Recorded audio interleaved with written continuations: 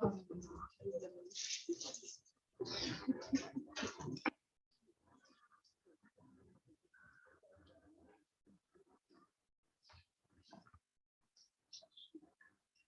evening to everyone. Thank you so much for sharing in our school board meeting on this evening. Call this meeting of the Weldon City School Board of Education to order now at 7:49 p.m. We will begin tonight by reading our mission statement. We're going to wait for Daniel to pull up our mission statement that we may read together. Hope everyone can see our mission statement that we can share together. Let us read together our mission statement. The mission of Weldon City School District is to create and maintain a highly effective educational system in which every student receives the highest quality education.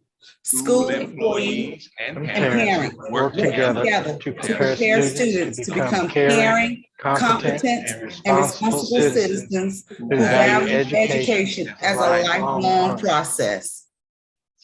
Thank you so very, very much. At this time, board members, I would ask that you would review our agenda for tonight.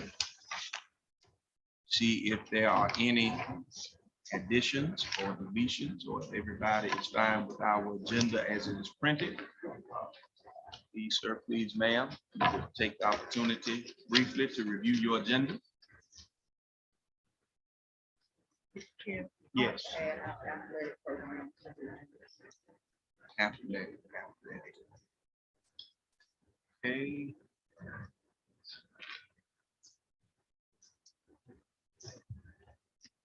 Can we go under number 6 and add H, athletic?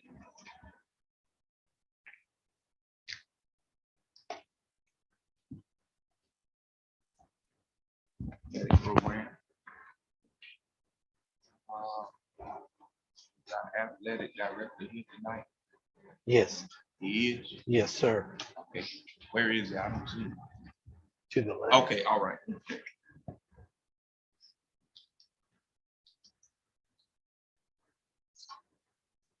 Right.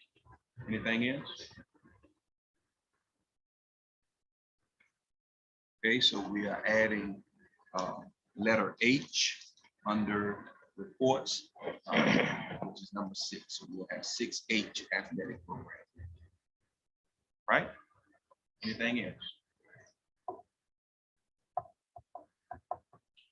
All right, if not, a motion would be in order to approve our agenda with the noted addition.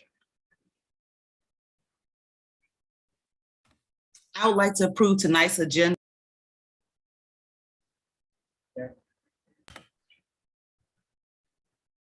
Okay, Ms. Hill, okay, I thought she, okay, all right. Thank you so much. Motion has been moved by Ms. Hill and seconded by Mrs. Jenkins that we approve our agenda tonight as it has been amended with the addition of item 6H, which consists of our athletic program.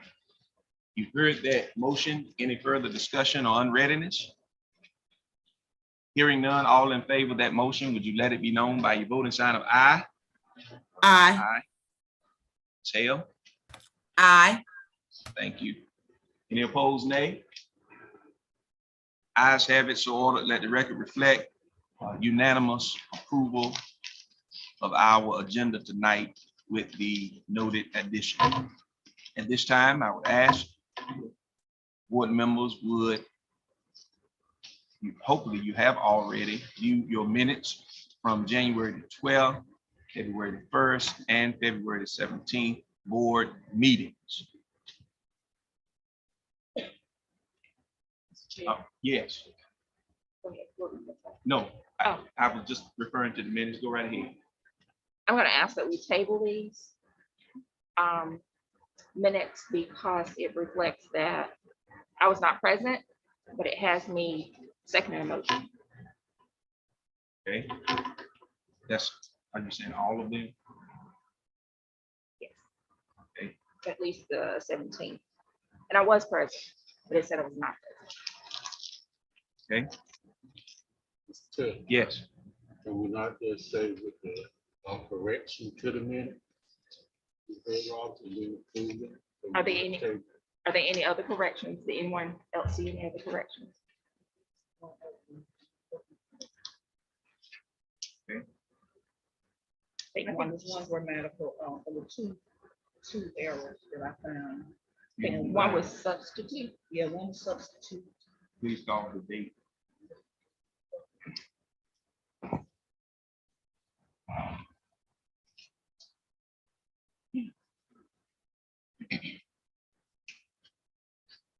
I mean, you certainly could table them, have people get their changes in this way, and then have them resend them out, then everybody can look at them and see them and make sure that may be easier. I mean, it's fine with me either way. I I'm good. heard what Mr. Williams was saying. I was just trying, if we were gonna do it now, I mean, I But, I was mean, we asked if can. A spell check with substitute is wrong on one of them. I can't find which one like the second.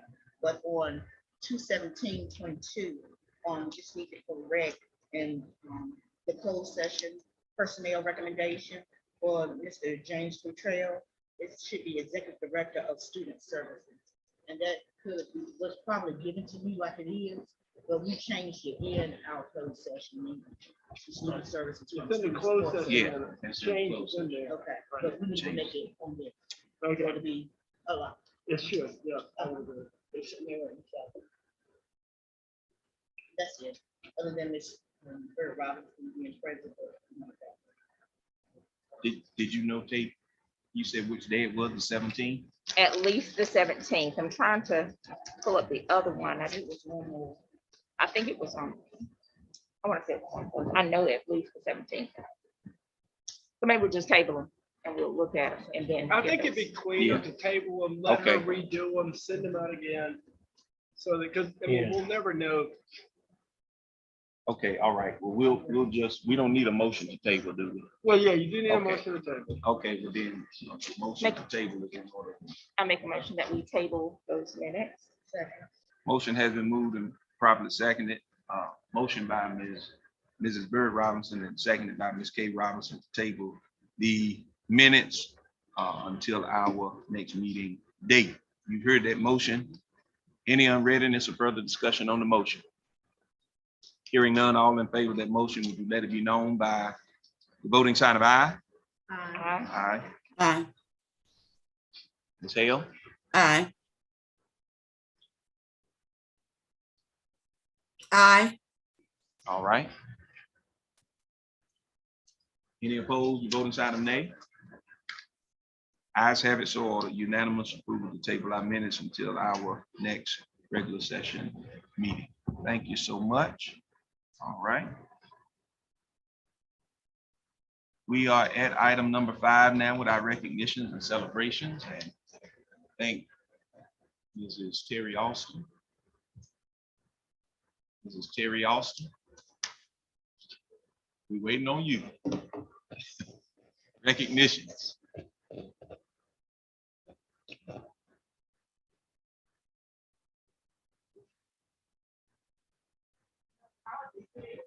Good evening. Evening.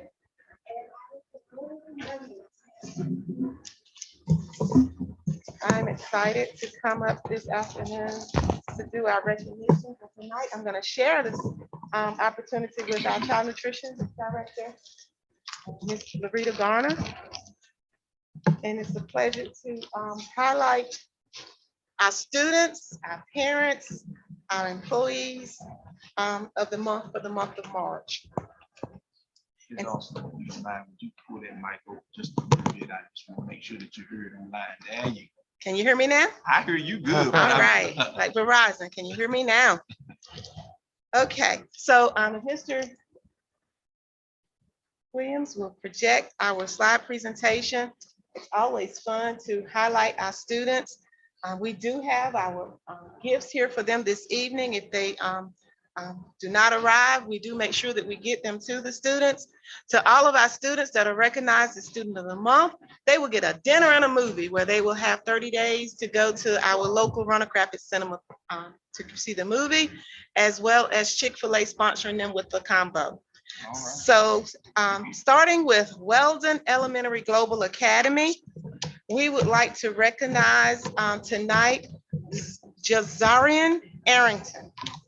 Jazarian at Weldon Elementary School has improved from the start of the year to now. He completes his assignments and has a positive attitude.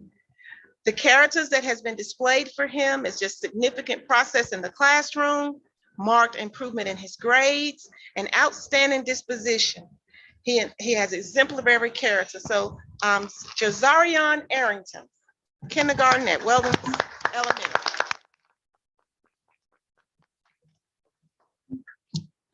Then we go to Weldon Middle School.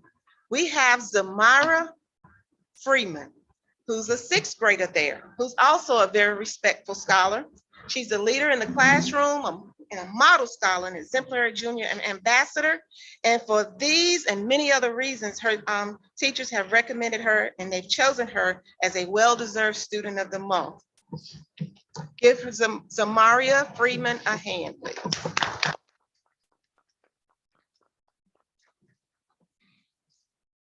We have from Weldon STEM High School, 9th grader, Izuri Reed. Let's give her a hand. 9th grader, I was very excited to hear about the Student of the Month recognition by being a model student, performing outstanding grades, her leadership skills, notable consideration towards others, exemplary character, and her individual achievement. And then we go to Roanoke Valley Early College. We have Asia Lynch, a junior, with significant progress in the classroom, marked improvement in her grades and individual achievement. She has brought so much positive energy to her work this month, and she's always given her best in her classwork, making positive contributions to class discussions and seeking help from teachers and peers. But she's not only thinks about herself, but she also explains concepts to other students to ensure that they receive it as well. So let's give all of them a hand, please, this evening. And so when they will see a sign displayed in their yard, if not already in their yard, thankful to our maintenance department, they will be in their yard tomorrow, if not already today. Next, we would like to recognize a Parent of the Month. And you know, we've had different changes with this Parent of the Month. Last month, we had a mother and a father. But I'm a stickler for when we talk family engagement, we're using the word family engagement. It's no longer parent involvement. We don't want to involve parents. We want parents who are engaged. So tonight, I'm very happy and I'm a witness to the engagement of our parent. If Miss Evelyn Dawson, would you please come forward, Grandma?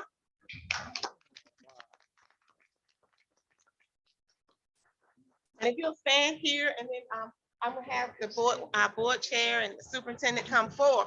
But the Roanoke Valley Early College recommended her because they feel that Miss Dawson should receive the Most Valuable Parent Award this month for her proactiveness and full engagement in her granddaughter, Nyaja's education. Miss Dawson has attended all parent night activities we've held this year, asked great questions, and expressed her support for our school's early college program. Her support is greatly appreciated as she shares her enthusiasm with Roanoke Valley Early College in the community, as well as in our school.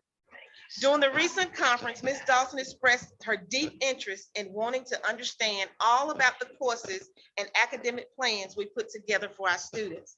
It is a pleasure to have such an invested family member that understands how valuable the early college program is and willing to be a part of her grandchild's success.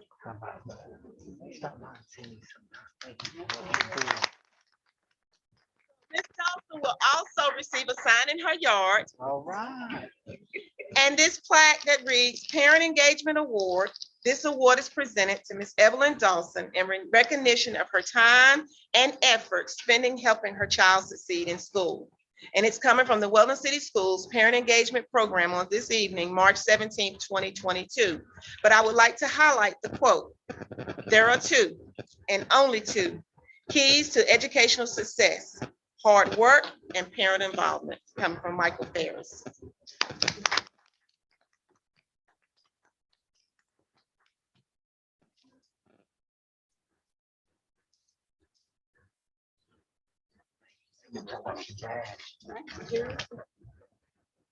Ziri, I'm sorry, is Ziri? Please come forward to receive your gifts.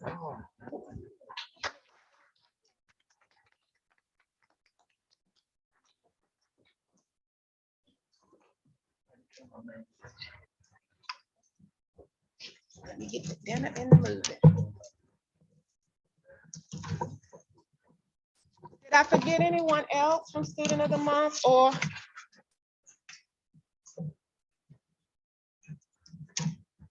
Ziri, I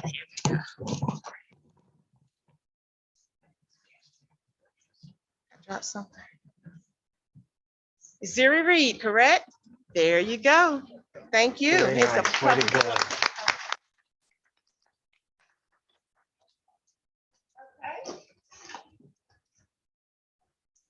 Now, we will recognize our Employee of the Month.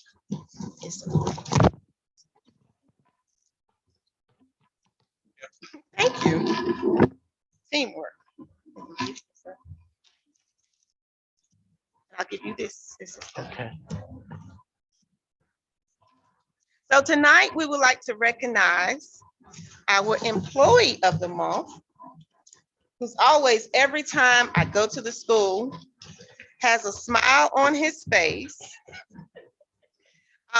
very courteous, and that's Mr. Jimmy Scott. Mr. Scott, would you please come forward?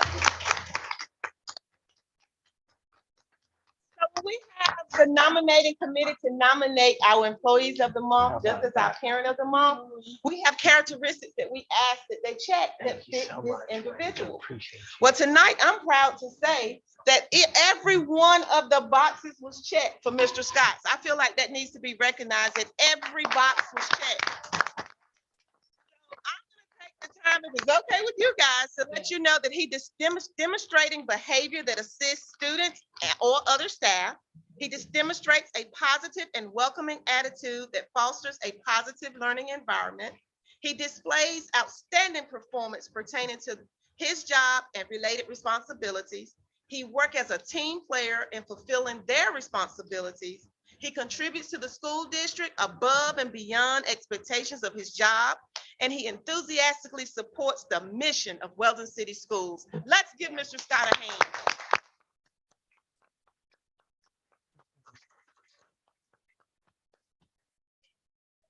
Nice. Mr. Scott, before you leave though tonight, I need you to sign that piece of paper and give it to me, okay? Okay. We had Mrs. Donna Harris, a board member. They worked together for years and years and years. Miss So- Harrison says she's taught him everything he knows. Yes, so at this time, what we're gonna do is I'm gonna ask my colleague, Ms. Garner, to come up and share about her breakfast program that the students have participated in last week. Last week, we had fun with that, didn't we? Yes, we did. Okay. Thank you, Ms. Austin. Good evening, Board Chair, Superintendent, Board of Education members. It's a pleasure coming before you with the celebration that we had last week for school nutrition. And I believe our students enjoyed it as well as our principals and parents. When I called them yesterday, the parents were so excited when I talked to them on the phone to come out tonight. So last week we celebrated on March the 7th through the 10th, which the celebration was the 7th through the 11th, which the 11th was an optional work day. So we had it through the 10th, which was a half day. Of course, a lot of students did not attend school on a half day. So attendance was kind of short. but the students did come through. So I hope you had a chance to see the Meals on Wheels on YouTube. I hope you enjoyed it. Did everybody get to see it? You didn't get to see it? Did you get the link? The video? Oh, yeah, I saw that. Okay. Please, Mr. Daniel uploaded. So we're gonna start out with our elementary Global Academy. And our winner was Joshua Brown. Joshua, come on down. On behalf of General Mills, you have won the Kindle Fire tablet. Joshua line at breakfast time. How many times? 4 times last week. And his name was entered into the wheel 4 times, which he had a chance to win. And when the wheel turned, his name was chosen. So please, if you get a chance to look at that, look at the YouTube video, because it was very, I wasn't in the classroom, but I'm pretty sure Joshua about to get out of his seat when his name showed up on that video. So Joshua, I hope you enjoy your Kindle Fire, okay? And please continue coming through the serving line and help our breakfast participation come up, okay? Thank you so much.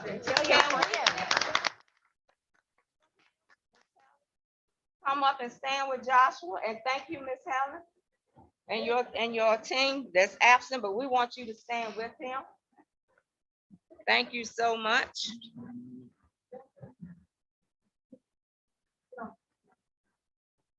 Christy.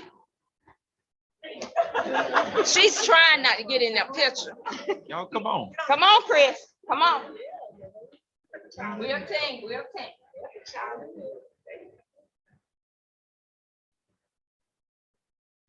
Thank you. Now we're going to move on down to Weldon STEM High. Our winner for Weldon STEM High would be Omarion Lashley. Congratulations, Mr. Lashley. Now, Mr. Lashley won the AirPods Pro. And Mr. Lashley been waiting on these AirPods Pro. He tried his best to come here earlier tonight and leave. Oh no, Mr. Lashley, you have to come before the board and get this picture taken before you get them AirPods Pro. So now Mr. Lashley, he left, came back. Thank you, Mr. Lashley, for coming through the line. And how did you feel when you saw your name? Did you get to see the wheel? You didn't get to see the wheel? Well, make sure you get on YouTube. And, how do you know you won? Somebody told you. Who told you? The principal told you. Mr. Richardson, the class didn't get to see. Okay, all right. Child nutrition, I know you here. Come on, Miss Artist. Come on. Thank you, Miss Artist, for your dedicated services. Miss Posey would have been here, but I asked her to come if she could, but please keep Miss Posey in your prayers. She had death in her family, so let's keep her in your prayers, please.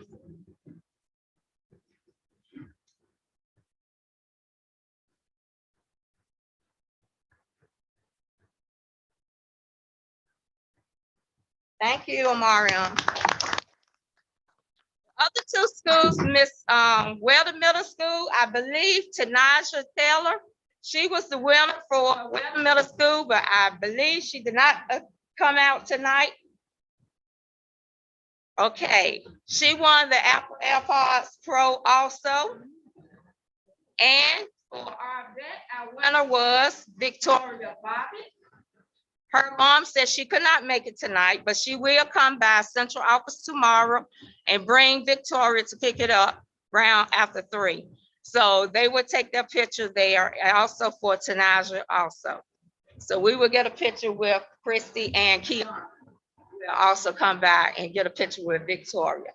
So if we will, with Keandra, Helen, Arquez, and Christy, can we get a picture with them together since they took the time out to come out tonight? Thank you so much.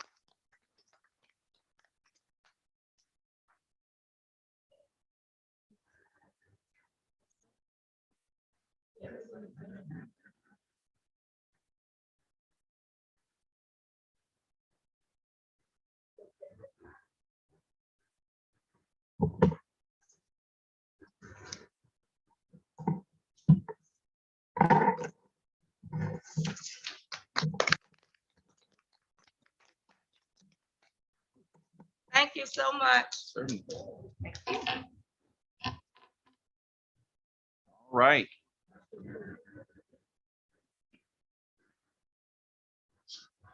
We're going to move on now to our reports, and we will start with our interim superintendent's report. Okay, thank you, Chairman Sykes, and good evening to you all. Chairman Sykes. Good evening. Vice Chair Bert Robinson, board members, Neil, Harrison, Jenkins, Robinson, and Williams. I want to express my gratitude for the opportunity. It's understood that they could use sound. I sincerely believe our best days are ahead of us. At this time, I'd like to introduce through virtual meeting our new employees who will be joining us. I'd like to welcome Lamika Gupton. Lamika will be our new Director of Technology and Infrastructure. She's coming to us from the Washington County Police Department. Gupton has many years of technology experience. She also serves as an online instructor for computer courses for the University of Arizona. Now I say go Wildcats. Her start date in Weldon City Schools will be April the 11th. Ms. Gupton, this is my first time having the opportunity to meet you.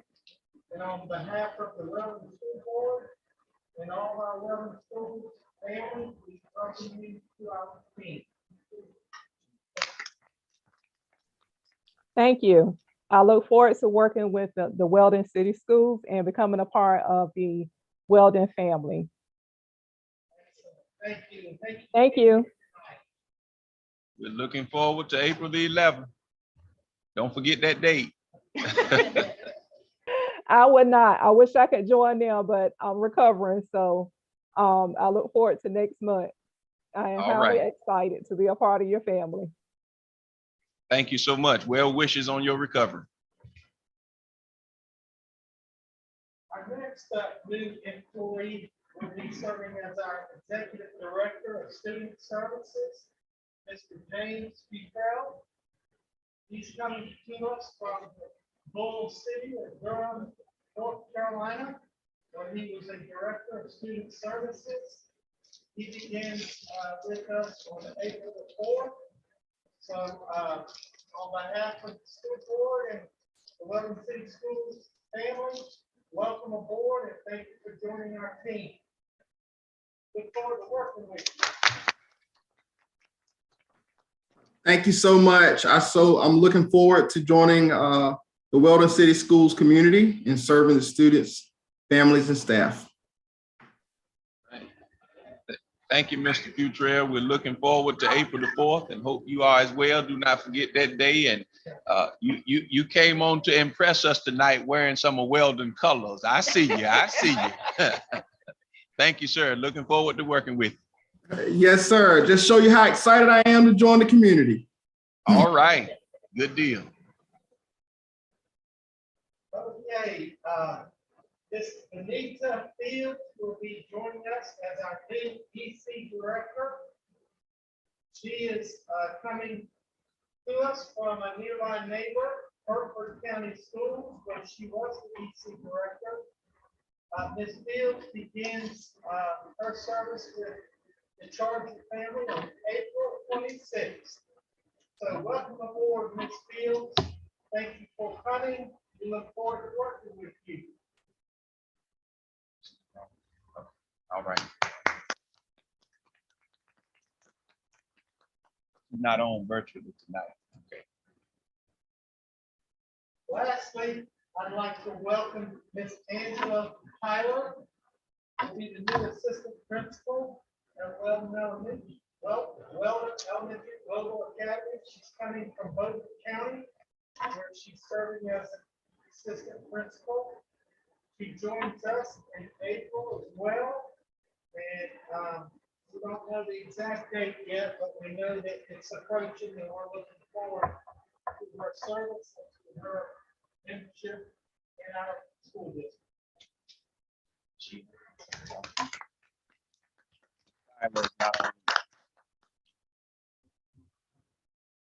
Okay,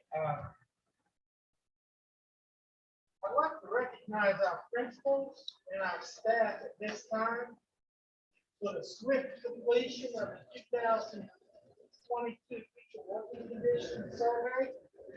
As of March the 7th, Weldon City Schools was one of 2 districts in the Northeast region to receive state recognition for having 100%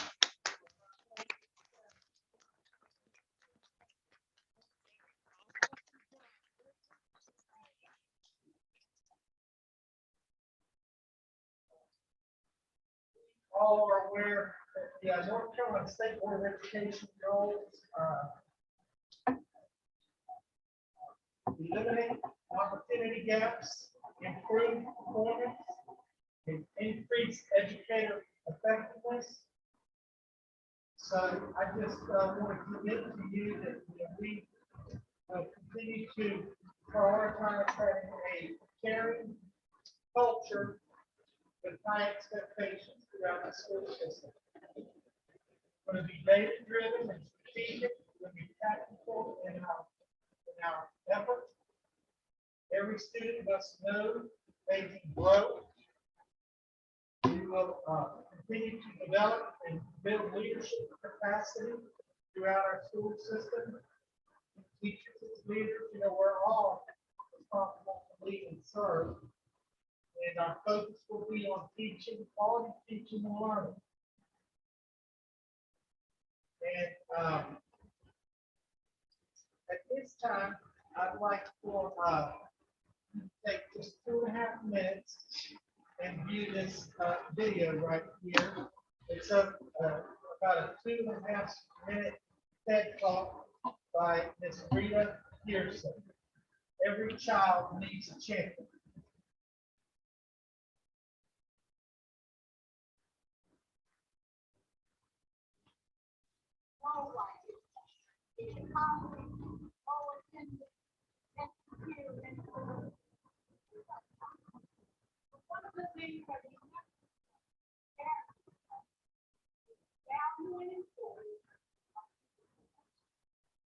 Relationship. James Comer said that no significant learning can occur without a significant relationship. George Washington Carver, all learning is understanding relationship. Everyone in this room has been affected by a teacher or another. For years, I have watched people teach. I have looked at the best and I've looked at some of the worst. A colleague said to me one time, they don't pay me to like it.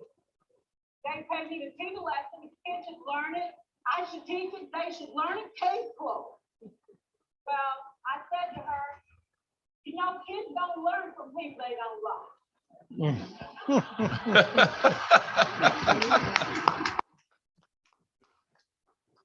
And to have more relationships, absolutely. Will you like all your children? Of course not. And your toughest kids are never absent. That's right. You won't like them all, and the tough ones show up for a reason. It's the connection, the relationship. And while you won't like them all, the key is they can never, ever learn. So teachers become great actors and great actors.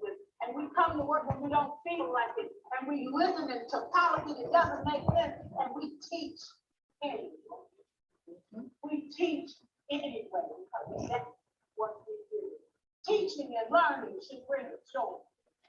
How powerful would our world be if we had kids who were not afraid to take risks, who were not afraid to think, and who had a champion? Every child deserves a champion, an adult who will never give up on them, who understands the power of connection and insists that they become the best that they can possibly be. Is this job tough? not. We can clear everything. Come on. Thank you so much.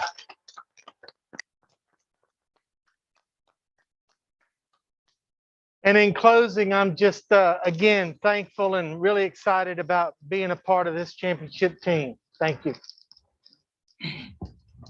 Thank you so much, Dr. Sawyer, and let us say to you, welcome, as this is your first meeting serving as our interim superintendent. And as you said, we're looking forward to bigger, brighter, and better things as we charge into our future. Thank you for your report.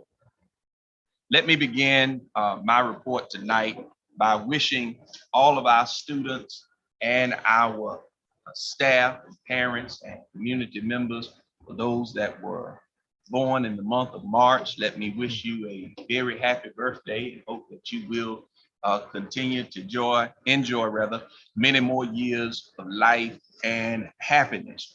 We thank you so much. Let me say to our Weldon City School District family, we appreciate you individually and collectively for the contributions that you continue to make towards our community and towards our school system. And on a positive note tonight, let me share that we have been in consultation. We've had meetings, and from our last month's meeting, this board authorized that our staff would apply for the needs-based public school capital fund grant. And I am pleased and I'm proud and happy tonight to tell you that the application for the possibility, and note that I said the possibility, of a new Weldon High School to be built or a new Weldon High School renovation. We have submitted that grant, and it is my pleasure tonight to say that we have received acknowledgement from the state that they have received our application. We did apply for the maximum amount of $50 million, but we do not know how much they would give to our school district. But I will say this, the application has been submitted and we would not have known what they were going to do if we had not submitted the application. So I hope that our constituents and our colleagues and our stakeholders within our community can appreciate that this board has moved forward in submitting the application. And we have received correspondence that our application has been received and they are looking at our application as far as our Weldon High School is concerned. So again, I hope that you are just as excited as we are. We do not know concrete amounts, but we are looking to hear from DPI as soon as possible. And please know that we're doing all that we can to make sure that our students, that our school within our community is certainly looked at, and that we are making strides as best we can. And everybody knows that it takes money to do pretty much anything. And you can't have the facilities and all that you need if you don't have the money. So wanted to share that with our community tonight, that we have submitted that grant and we're looking forward to receiving confirmation that we have received the grant and the allotted amount that will go along with that. So community, again, we wanted you to know that we did apply for that grant and we're looking forward to a favorable response. With that being said, that is the conclusion of my report for tonight. And we're going to move forward with maintenance update.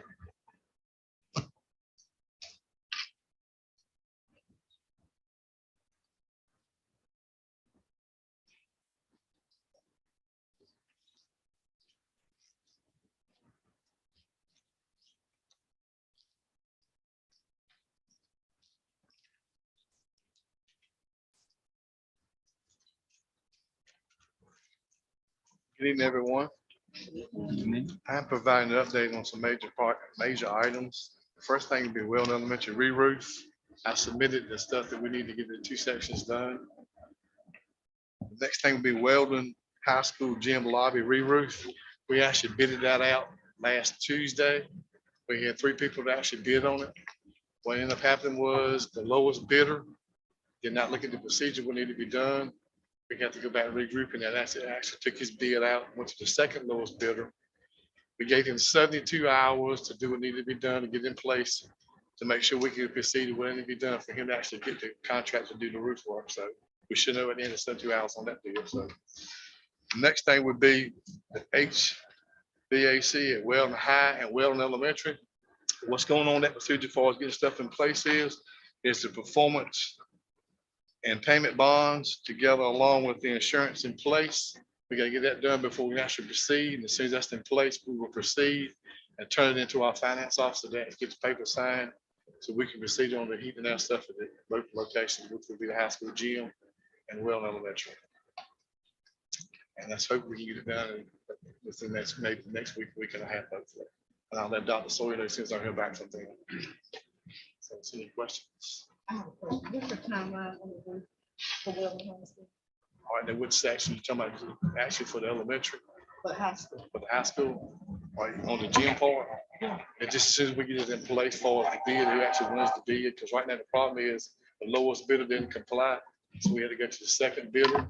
As soon as we get that in place, we know what to do from that. So it may be 2 to 3 weeks on actually what's going on after we get it in place.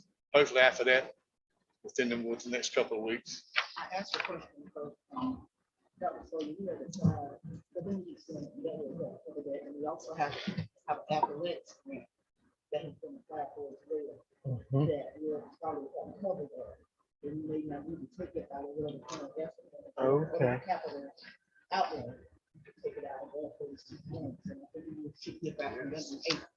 So we can hold off to them if I'm correct, Mr. Chair.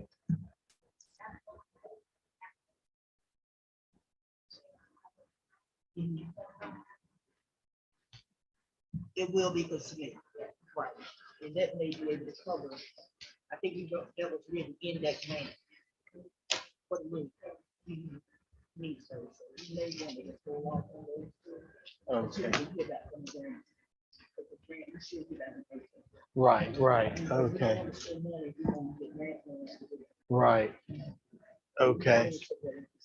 okay, He said the athletic scholarship, I mean, the athletic grant. Athletic facilities. Okay.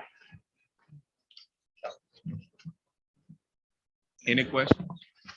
The AC at the elementary school and the cafeteria. Yes, ma'am. That's what we just talked about as far as getting those things in place, those bonds. Right. As soon as it's done, we will start those projects. Okay, so any other parts of the school, the AC is out and that other, I know the cafeteria has been out for a couple of It's years. just those, So that would just- take care, everything is actually out in elementary right now. What And about this budget. bathrooms? Bathroom, yeah, that ties into the bathroom too. That's that drop in and goes there. Yes, ma'am. We'll Okay. take care of that too. Any anticipate that completed by when? Hopefully, once we get this in place, as soon as they get the materials in place to put them in, right now it's a backup time for us heating that products. Right. 4 to 5 months. He's hoping he can get, because these are 8.5 ton units, the more available than the big units like going at the gym. Hopefully within, once it's in place, 30 days. Okay, so, And that's gonna be the first one he does too. He's actually gonna do the lunchroom first. Then he's gonna do the library section. Then we'll do the smaller sections below that to get us in place. so in the interim. That would take care of everything. We'll take care of the air and the heat. Right, but I'm saying in the interim, what kind of air are we providing the cafeteria staff?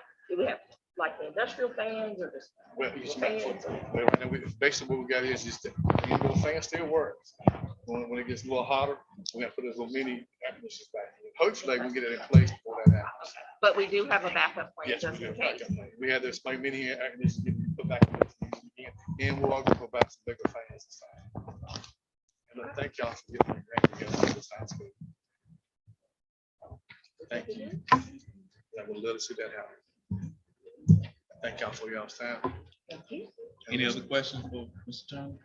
Ms. Hale, do you have a question for Mr. Turner? No, I'm fine. All right, Thank you, Now, Mr. it Turner. looks nice in here tonight. Thank y'all. all right. All right, we're going to move on now with our financial update. And before we have this, board members, let me share this with you. Of course, we do know that Mrs. Campbell retired. The last day was the 28th of February. And we do not have February monthly financials tonight. We'll have February and March at our meeting next month. That is the plan, because what you all know we had to do to get the person to come in, our interim person. And so we were not all together as far as that is concerned. That report is coming forward. But Mrs. Campbell, before retiring, she did make us aware of some amendments that were going to be coming up. And so, and she shared those with me, actually. I think it was either Friday before the Monday, her last day, or it may have been the very last day of her employment before her retirement. She shared those amendments with me that needed to be approved. And of course, I'm familiar with them, but Dr. Sawyer is going to share those amendments tonight as they are stated here for our consideration. Thank you, Chairman Sykes. Ms. Wall, our interim finance officer, will present the March and April financial reports at the April Board of Education meeting. February, March? Yeah, Okay. in April. In the April meeting. Yes. Okay. Thank you for that. Tonight, we are requesting approval for the state amendments 22, 23, and 24, and the current expense amendment number 3. So we would ask that the board, approve those items. And we'll look forward to getting more detailed information from Ms. Wall next month.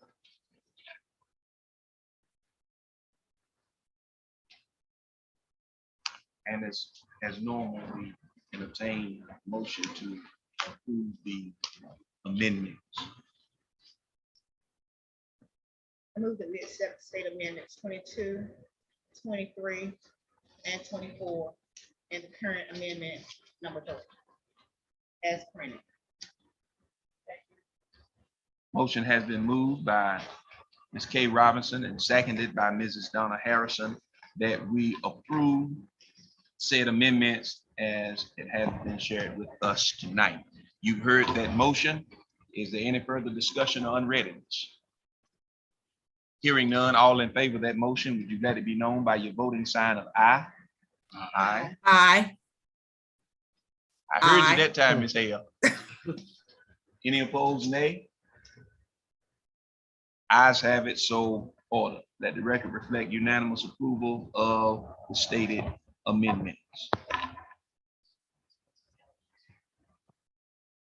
Moving on down to grants and donations. I think that's also correct.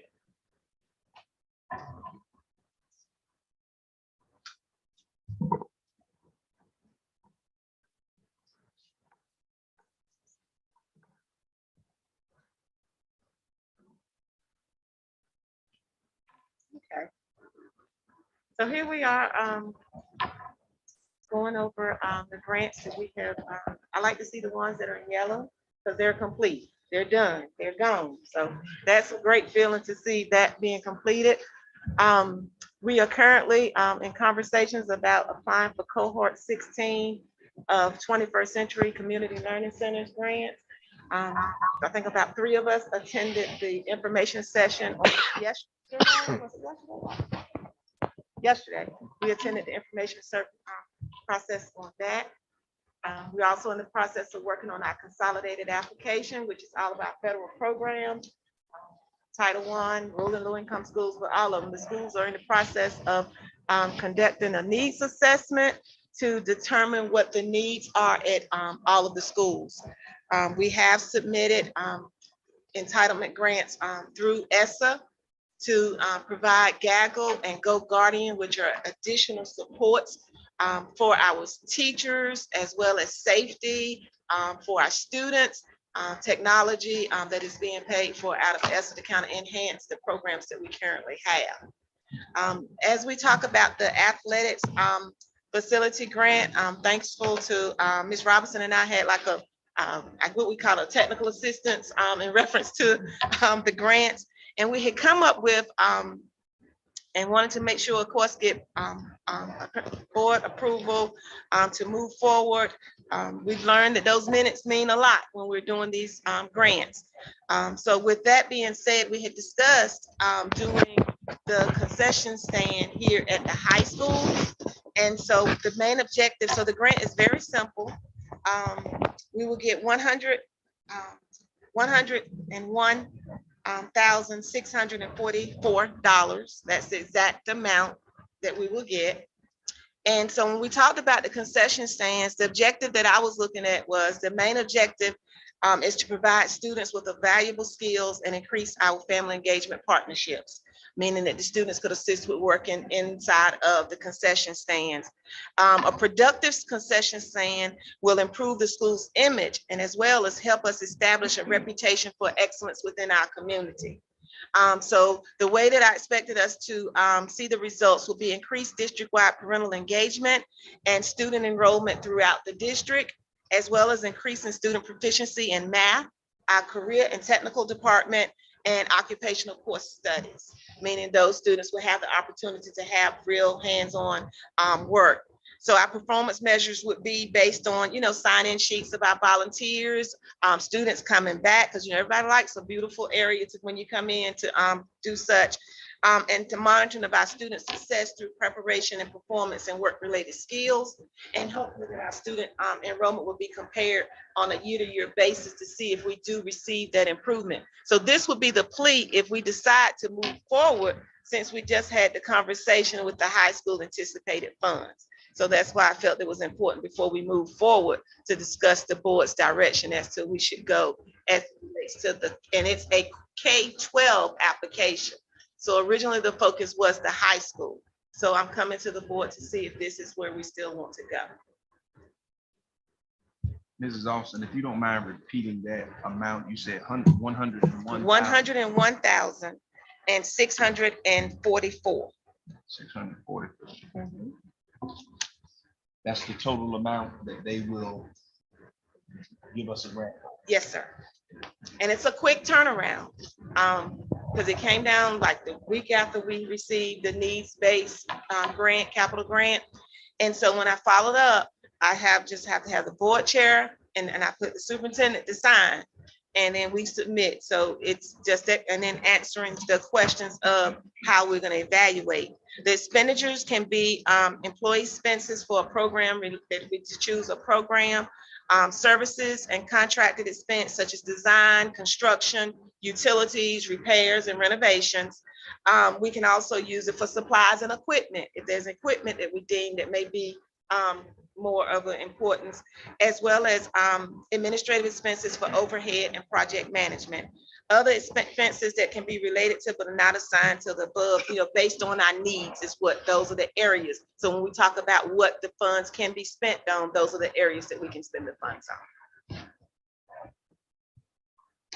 I would say that would be something I think we should venture out on.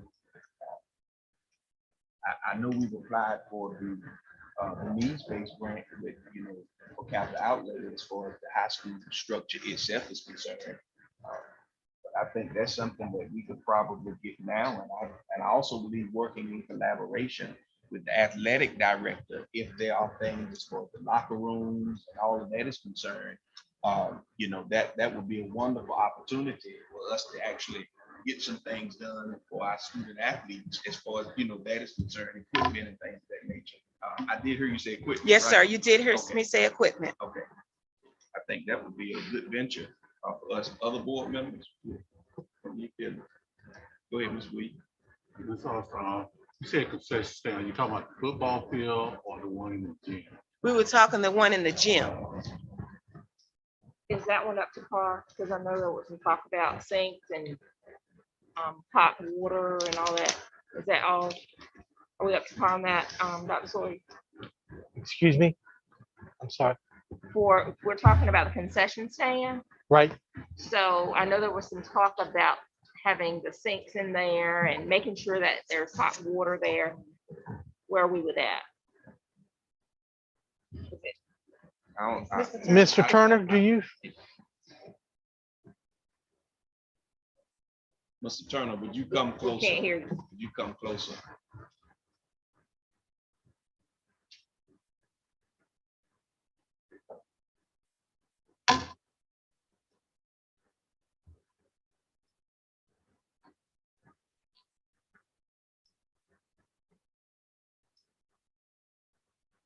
I stayed at Junior Pierce's guys came in week 4 last, and we were doing a walk around. They had stopped that sewer line over there. Basically what we done, we looked inside the closet in between the 2 rooms. We can actually cut a hole in the floor. We had to patch the floor back to get a drop in to get you drop. So we actually go to sink in. We'll put a mini hot water under the sink, and that will take care of what they're gonna need. It will be stainless steel sink in between where the little radiator is. We actually figured to put it right there. So how long do you think that will take? That would take long at all, once the funding was there for it. He's actually working me a price up, and I ain't got it back yet. As soon as I get it back from myself, I get it. Because that's something that we need in order to run it for the regular That would- school that would year. make- So yeah, that Plus, would that would make support what- the compliance with what the county's asking us to do too for us if they want to cook in there. We can help you. Yes, ma'am. Another thing I need to do too is there's not enough power in there. I'll need to put some drop circuits in there, and I can actually run them down the face of the wall with drop pulls like I do in some of the other ones. It's a metal panel that comes down, and I'll dedicate a circuit for each individual thing. But they have tried to run those hot plates and the hot machine at the same time, and trips it out. You just can't do that. Another one in the gym. Another place thing we need to do is if they actually want to actually cook hot dogs, we're gonna have to do the same thing in that. It does not have to have a hood. Because we didn't get to have a hood, you're not actually frying anything. Just like in our lunchrooms now, we're steaming everything. We don't have to have hoods in our lunchrooms anymore. We just want to make sure we're up to code. Basically, we want people to put hot water in there, get that in place. And I'm looking at a double stainless steel sink with a little tray on one end of it, so they can clean stuff with it. And basically, that would be tied into, actually, there's a sink behind that. We go actually go into the floor, and into the wall, and get tied back into that. But the hot water heater would be actually under the sink. It'd be a mini heater. Yes, ma'am. And we give them the temperature they need to actually use it. As far as power, there's a panel already in there. We can do our drop outs from that panel back to what we're gonna put in there. But I'm gonna need to know what kind of plants they're gonna use, and so what size circuit I need to pull for it. I can actually go to 220 if it was something that big, but 120 is not gonna be an issue. So getting is something that Okay, I'd be glad to get Mr. Lynch.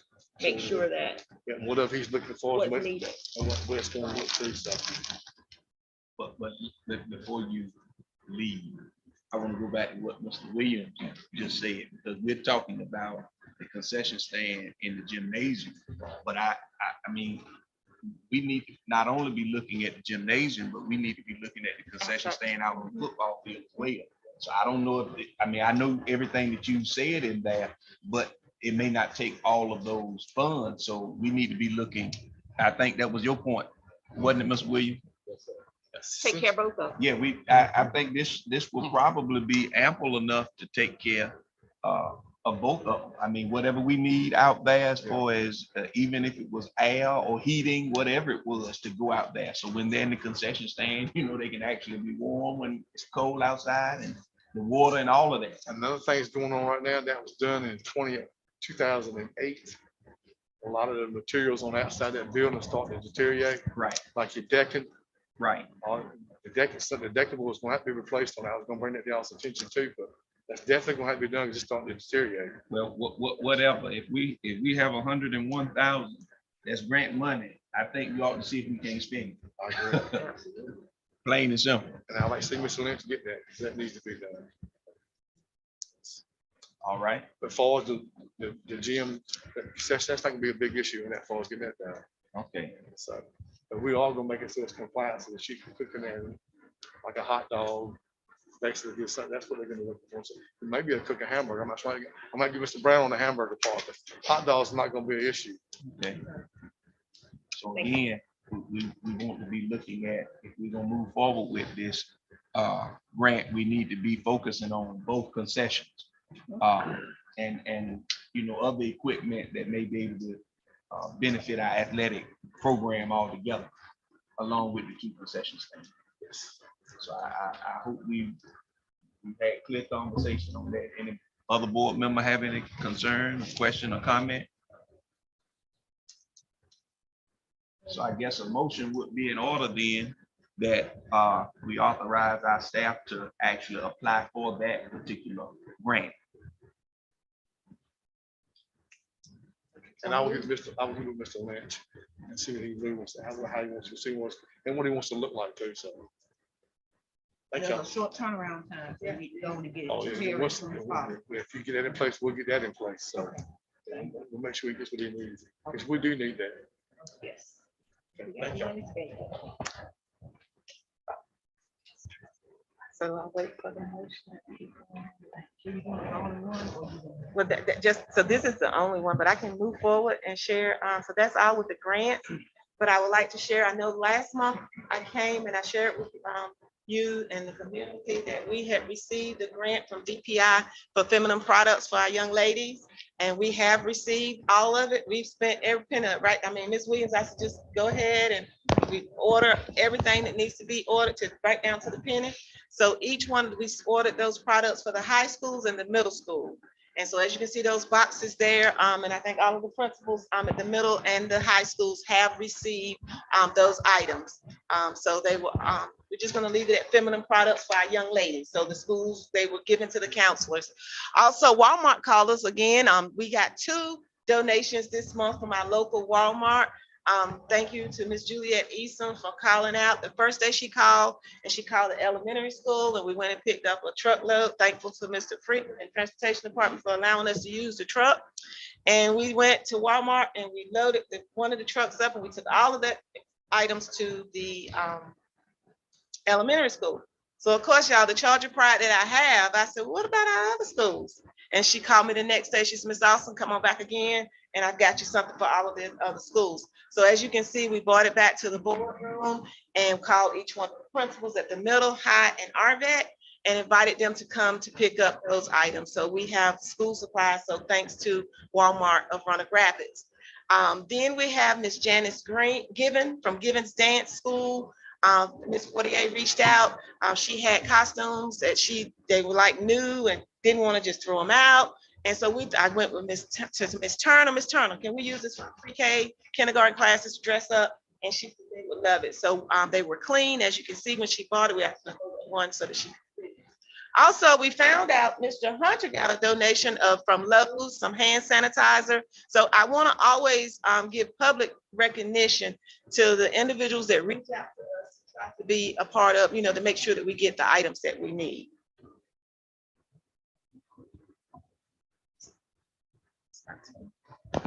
Nothing else? Okay.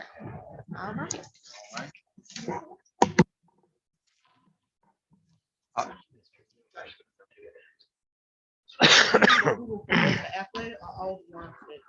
Just that athletics that I guess that we are agreeing that we're gonna work on the indoor concession and outdoor, as well as any equipment. I'm gonna research from Mr. Lynch and versus about equipment. And it's my goal to try to finish this up like Monday through Wednesday. I want it done really by Wednesday. I will be at the National Federal Employees Conference, but I will email it back to Dr. Sawyer in order to get the signature so that we can submit it. And I just want to be clear, thank you, Congress. I wanted to be clear because I don't want them to not give the full amount. If people looking at grants, that's why Mr. Williams' point, if we consider both concessions, we ought to be able to consume the full amount. And the role from hearing Mr. Turner, we will be going with upgrading to ensure that it's in compliance with electrical, so that it can pass inspections. So I'll get with him, but that would be the mode that we will go with both of them, and to have the proper equipment needed in order to provide concessions through all sporting activities. Right. And Mr. Lynch, is he still here? Yes. In collaboration with that, and I think it should be said tonight, board members, we are talking about the concession stands at this school. So I think we need to have the input of the building administrator at this school, Mr. Richardson, our principal. So, and even, talking about students that's serving in the athletic program, period. I know this is not Mr. Bullen's school where he is administrator of, but if we're talking about sharing students, I think it would be wonderful collaboration between the principals and the athletic department all together, because it's for all of our students. It's not just for the students that attend here. So I think we need to have that buy-in to make sure we have something that is nice, welcoming, just as you have stated. But I know the athletic piece equipment, Mr. Lynch, Coach Lynch would have to, give you that specifically as far as that is concerned. But I'm talking about the concessions. We need to have that collaboration with our administrators. And tonight's my purpose was to make sure we still wanted to go with the high school. So we will be moving forward with the high school. Chair, Yes, sir. I make a motion that we move forward with the athletic facility. Second. All right, Mr. Williams has motion, and this is Bird Robinson has seconded that we move forward with applying with the athletic facility repair and renovation grant. You've heard that motion. Any further discussion? Hearing none. All in favor of that motion, would you let it be known by your voting sign of aye? Aye. Ms. Hale? Aye. All right. Any opposed, nay? Ayes have it. Let the record reflect unanimous approval of moving forward with that grant. Thank you so much. All right, we're going to E now with school health. I think Mr. Miller is coming. All right.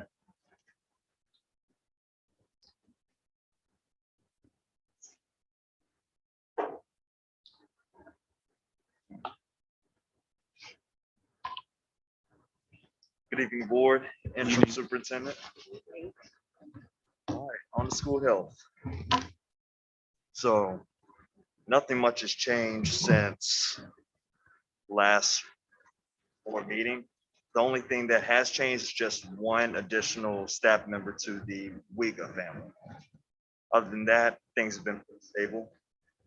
As far as the update on positive cases within students, they have still remained the same. The last case that we have had as far as students come is February 8th, 2022. And staff cases, they are still stable as well. Staff case was on the 14th of February.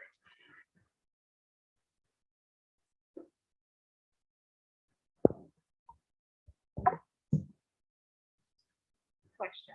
Yes, ma'am. I know this question was asked last month about the summer programs that we have. Is that something that we're going to continue with Mako through the summer, or has a decision been? Summer program, like the summer programs that we normally have. My question was, are we going to continue the testing through to provide this service during the summer? I have not heard that on that response yet. So Mako can probably support us through the Yes, summer. yes, ma'am, it is a possibility. So I guess is that what we're planning to do, or we haven't decided? Well, yet? we can follow up with Mako and see what the recommendation would be. And certainly if it's in the best interest of our students and staff, we'll continue providing that service. Thank you. Yes, ma'am.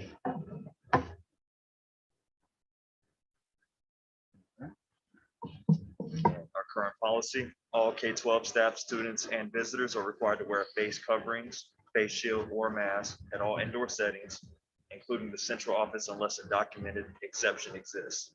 Students will receive mask-free breaks during the instructional day in open air spaces with proper physical distancing between students.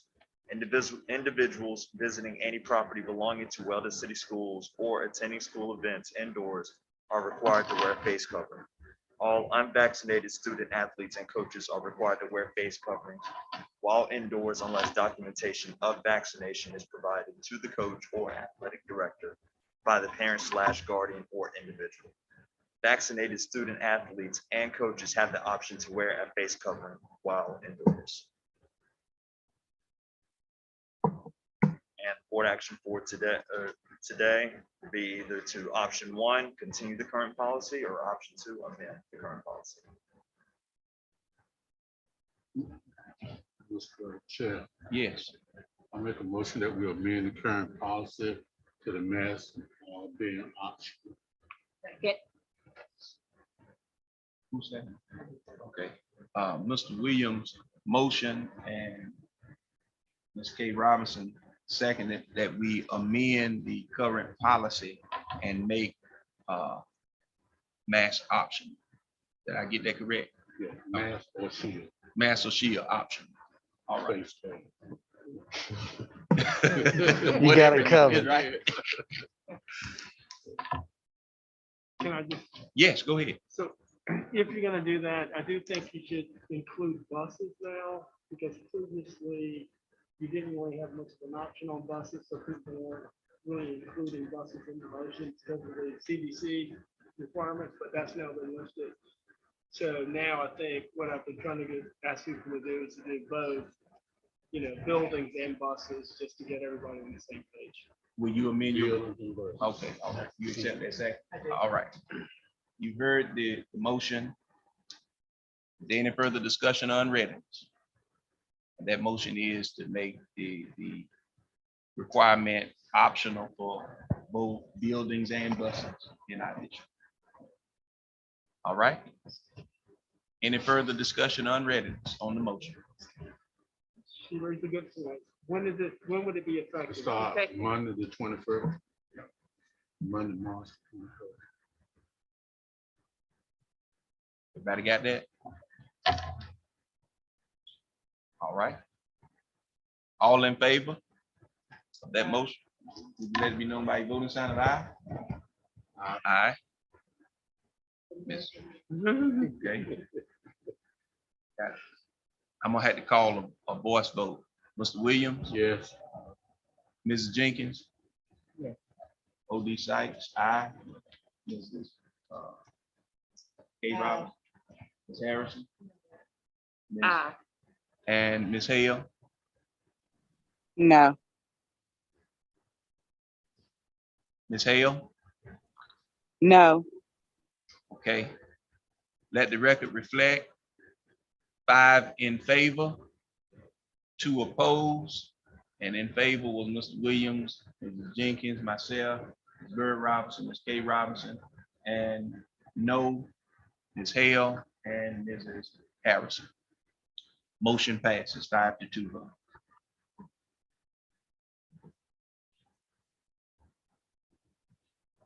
Anything else? All right, thank you so much, Mr. Miller. Thank you. Thank you. Good night. All right. All right, F would be curriculum and instruction update. Dr. Carpenter, she's coming.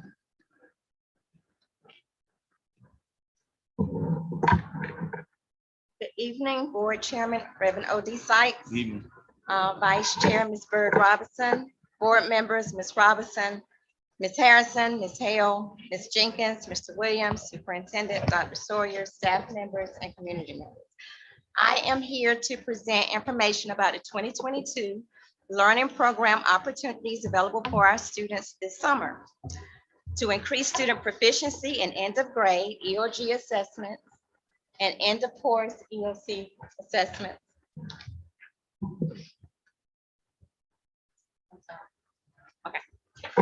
We would administer the EOG and EOC tests during summer programs. We will provide 5 days of instruction to assist our students and staff with this process prior to re-administration. We will have 4 testing days. Parents will be notified by letter with the follow-up phone call by May 19th, 2022, if their child should be included in the re-administration process. We are also offering 9 additional summer programs for our students. Read to Achieve, elementary school summer success, middle school summer success, high school credit recovery, advanced learner camp. All of those camps will be offered this summer for current kindergarten through 12th grade students. We're also offering middle school summer bridge and high school summer bridge programs for our rising 5th graders and our rising 9th graders. We're also going to offer an enrichment summer program and a career and technical education boot camp. So what are the dates for our summer programs? We are going to start June 8th 2022, and end on July 21st, 2022. Monday through Thursday only, no Fridays. We're going to be closed for all staff and students during the week of July 4th through July 8th. What would the daily schedule look like? Of course, Monday through Thursday. In the mornings, we're going to have an academic session from 8 a.m. to 1 p.m. And then we're going to have an enrichment session from 1:30 to 5 p.m. For the academic sessions, our students will have 5 hours a day for instruction, but specifically 3.5 hours will be focused on core areas. And then an hour and a half will be focused on lunch, physical activities, social and emotional support, speech services, occupational therapy services, if our students need it. And then enrichment schedule would take place the second half of the day. And our students will be provided 3.5 hours of enrichment activities. And we're looking to offer activities such as art, dance, music, karate, agricultural, and additional STEM options. What will the staff be paid? All certified staff will be paid a rate between $35 to $40 an hour, and classified staff will be paid a rate of $25 an hour. Which students will be targeted for summer programs? Academic session. We will work with each school to identify students who have the most need. Data that we will use to target those students will, of course, be attendance, assessment, and any students that did not meet goals on their individualized plan. Well, all students are welcome to attend. We will have something available for all students. All summer program staffing will be streamlined through one process so that the staff can apply to work different programs if they are interested. All staff will be provided that access. Summer program will be posted on the school district website, as well as the school's website, for parents to enroll their students if they are interested. Parents will also be notified by letter with a follow-up phone call for students to attend if they are identified as a student with. We are looking forward to having an exciting learning program for our students. Are there any questions? Yes. Yes. You said that it will be posted on the school website and the district one. What about for employees? How are you running employees? Because it won't be the regular teacher match or whatever. Right, we're gonna send out a flyer. Okay. Probably next week, to get buy-in for our staff, and we're gonna, all this information that's listed gonna be on the flyer, with an opportunity for them to apply through a Google link, and for them to tell us more about their background, their certification, and things of that nature, and so that we can streamline that process to make sure we fit them with the best program. And this is certified and non-certified as well? Yes. Thank you. So not just certified, the classified staff will get that opportunity. I have a question about Carpenter, and I just want to say first, thank you for frequently asked questions. This is a very in-depth report, and my question is regarding the funds for this. Are we going to be using the 21st century grant again this summer like we did last summer? Yes, we're hoping to apply for that grant. So I work with Ms. Austin to look at what the qualifications are, the requirements are, and we're hoping to provide, look at the grant and see what it is that we need to do on our part in order to be a part of that process to gain access to that grant. Okay. My concern, I don't think that we're not going to get approved if we see the last one, but my major concern is that we sent back funds. Okay. And we want all of them extended this year. Okay. If possible. So that may mean an increase for your hourly rate. Because I know last year we requested an increase as well, and we didn't get it. So interim superintendent at the time did not feel that it was needed, but we sent back money. So Okay. if that's what, and we want to be lucrative to all the other school systems around us. Okay. And they were paying more than what we paid last year. So we just want to make sure that we pay our staff at a rate where we can afford, and a rate that we won't send a dime back if we don't have to. And that's certified and non-certified. Okay. Hold on one second.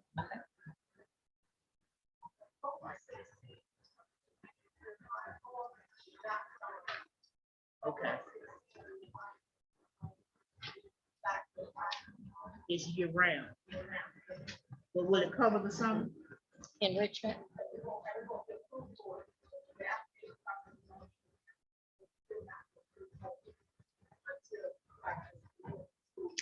For cohort 16.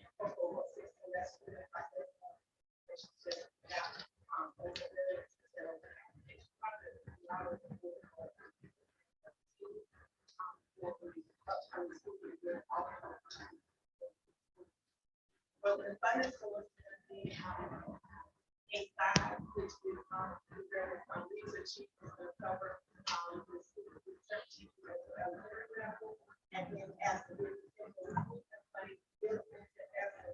next 2 years to cover summer school.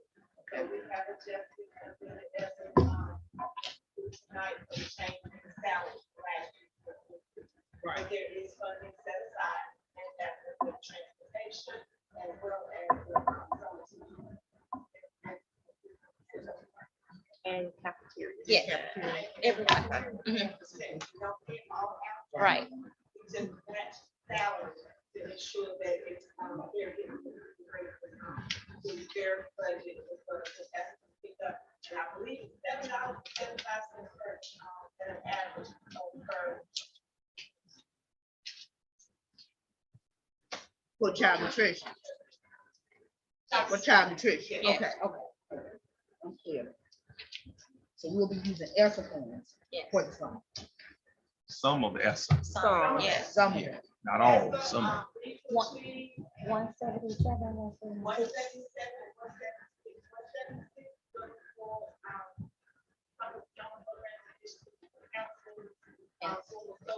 Right.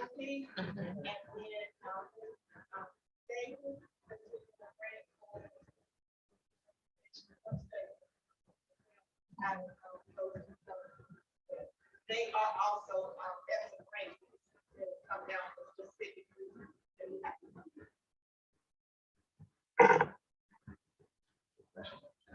Yes, I have one more, with the, North Carolina Clean Energy Program. What age, what's the grade level for that, that's the North Carolina, Energy? High school? Is it for 11 and 12th graders?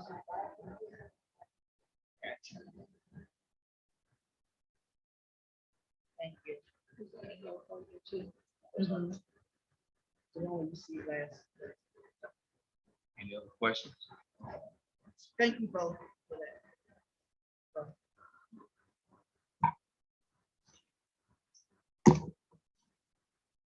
Okay, she has, Dr. Carpenter has presented to us our 2021-22 summer program plan. We do need to take action on that tonight, or we want to move forward with that, or I wish we had the, I know it's in here and that question has already been asked, but I wish the adjusted amounts that, will be paid, unless I'm missing. Per hour, wasn't it here? Yes, it's here.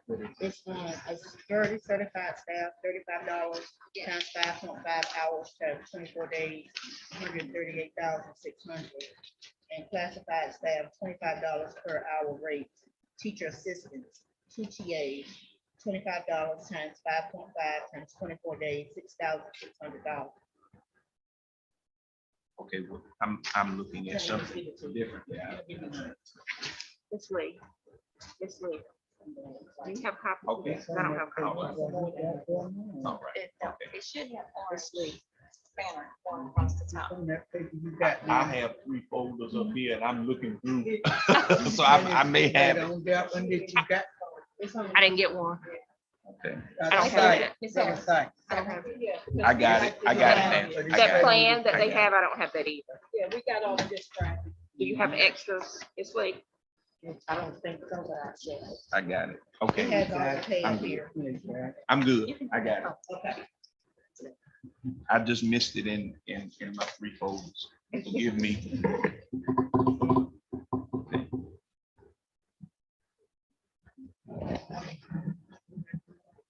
Yeah, I'm ready for the motion because I got something right here.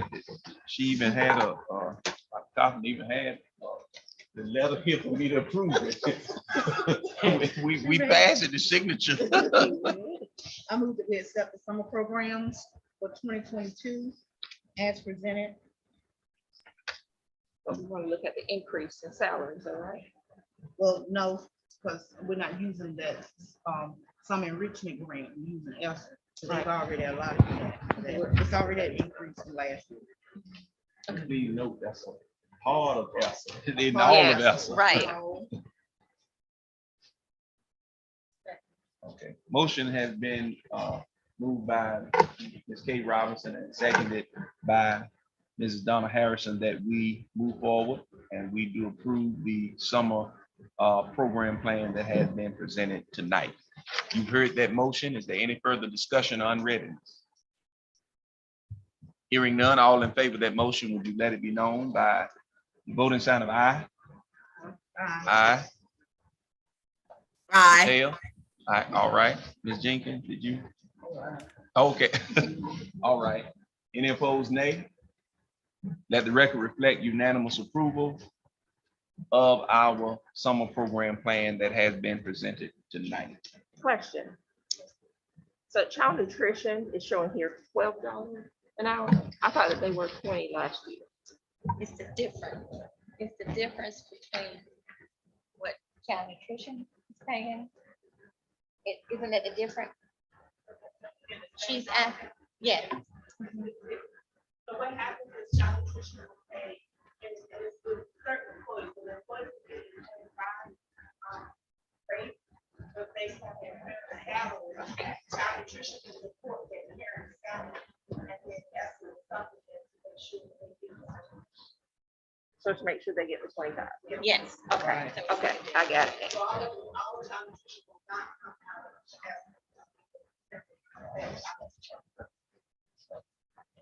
All right. which averages about $7.75 per employee. Got it. Thank you. All right, thank you so much. You ready for our instructional update?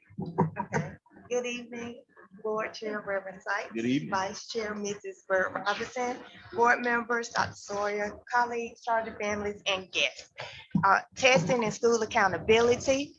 We've had the ACT for our students. The initial testing was March 1st through the 3rd, and then we had makeup testing that actually ended today, except for our VEC. They had 100% on March 1st. We also had CCRAA and NC Extend 1, and those have been, I think they've been delivered now, or at least on the way for TOPS to get scanned. Our final round of benchmarks is April 4th through the 8th, and then we have our ACT work keys. The window, February 22nd through May 6th. However, our tentative dates are April the 12th and the 13th at the 2 high schools. Professional development. So what we've done now is on the Wellness City Schools, on the district page, you go to departments, curriculum and instruction. There's a professional development tab. And on that tab, there's some information. One of the big things that we have going on now is that we have the transfer course management. So when educators go to a professional development, they can actually input their own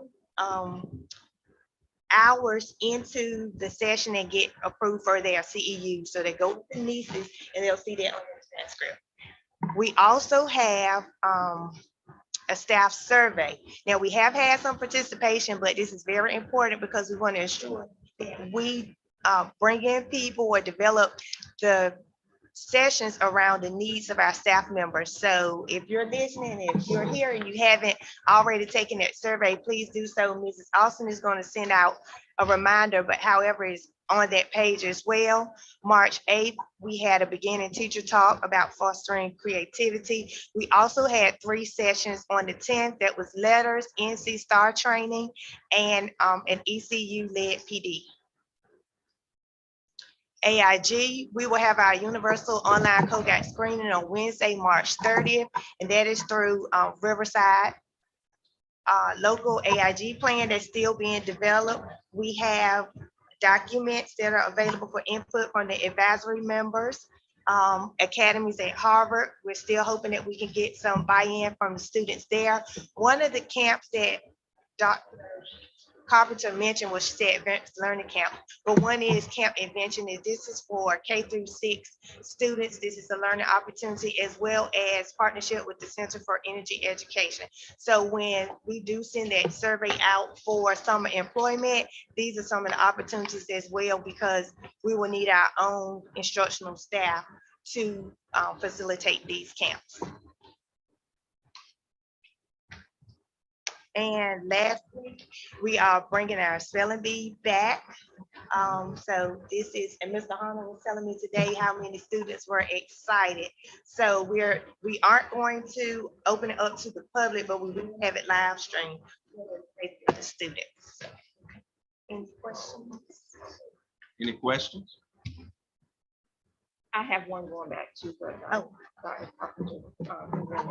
So if we, and I'm just thinking in the sense of, because I asked the question about Mako and all that this summer, for the summer, will that be included under here? If that is something that Dr. Sawyer can find out that's gonna work, how would that fit into funding? Would the funding be different from the funding that we are, so I guess I'm asking, the funding that we're paying for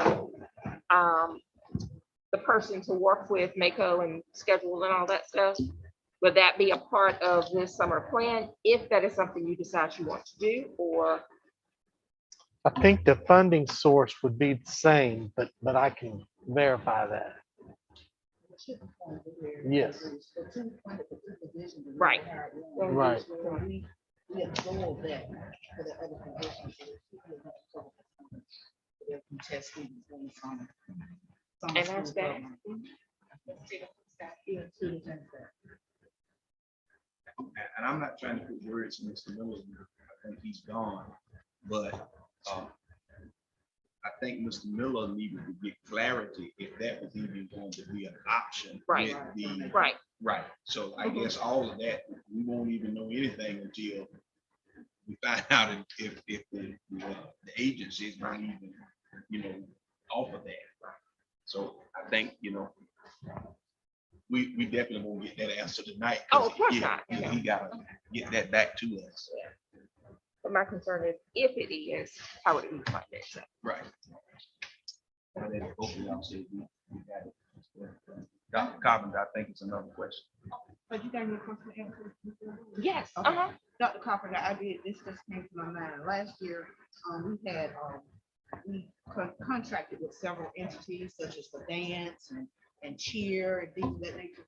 But we didn't have a whole lot for our older male students, like basketball or anything that revolve around athletics that they would be interested in. So we had a lot of smaller elementary and middle school students, but not a whole lot of buy-in from our high school students.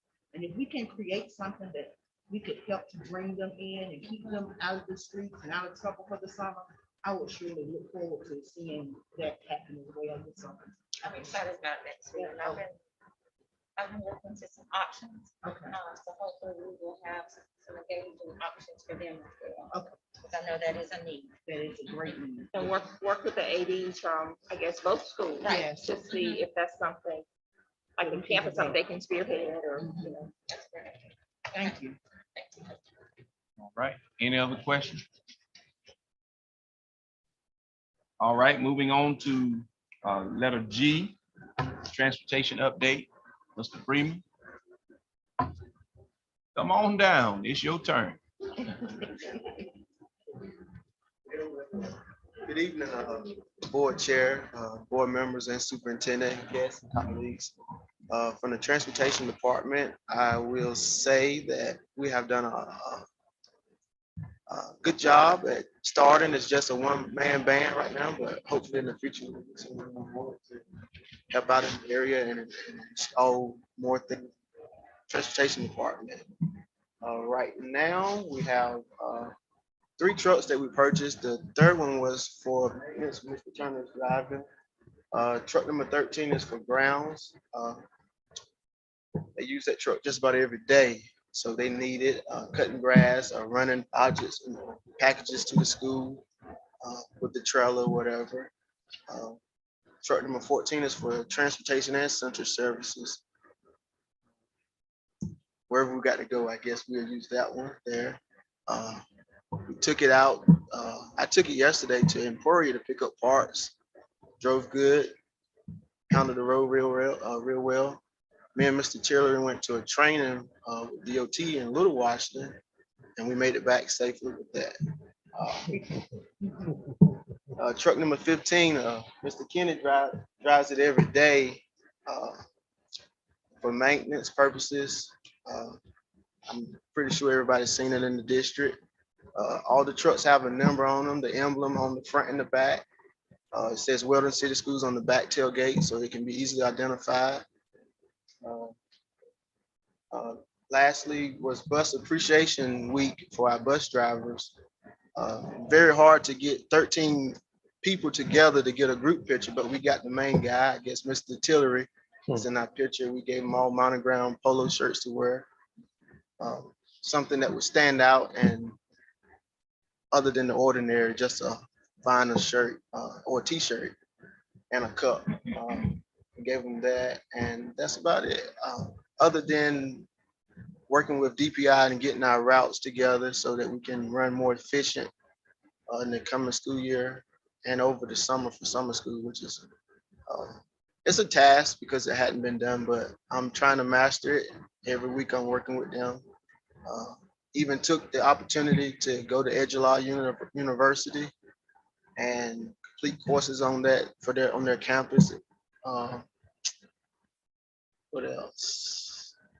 Work with Miss Pat, Miss Bonnie, and Kevin to get our routes together. Keela, and which does the power schools.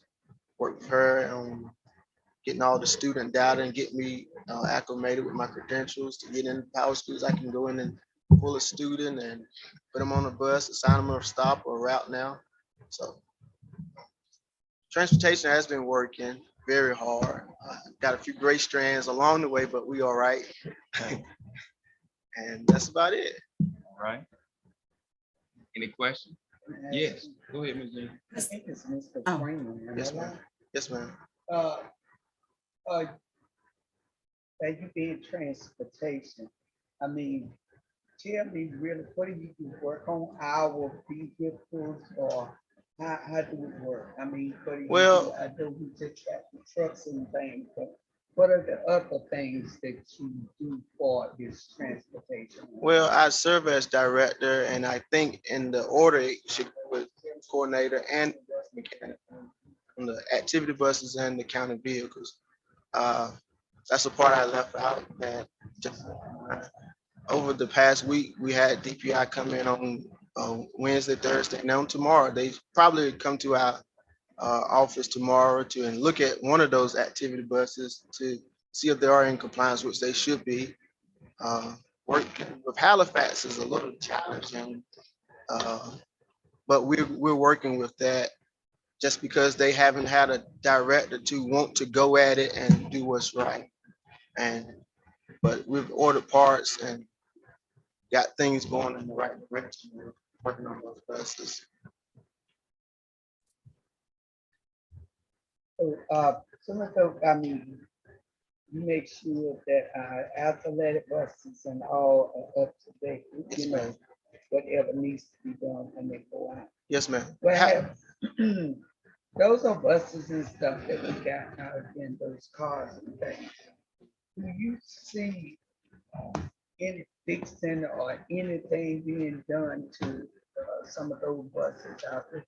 No, I mean, those cars or whatever. No, ma'am. I'm currently working with DPI, and they were supposed to have emailed me back with those things which we deem as surplus to be sold on govdeals.com.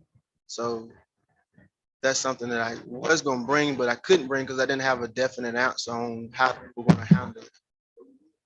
Gov Deals that came out, took pictures of all those vehicles, child nutrition, surplus items, old stove, refrigerators, serving stuff, and so that stuff will be presented However, at the next board meeting, to deem it as surplus when I get all of the information together.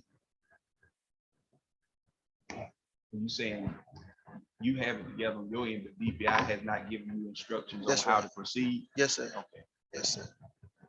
We can deem it as surplus, but the vehicles were not they were not bought with local money. So I just want to make sure before we go and sell it to somebody that we got clearance from DPI. Right.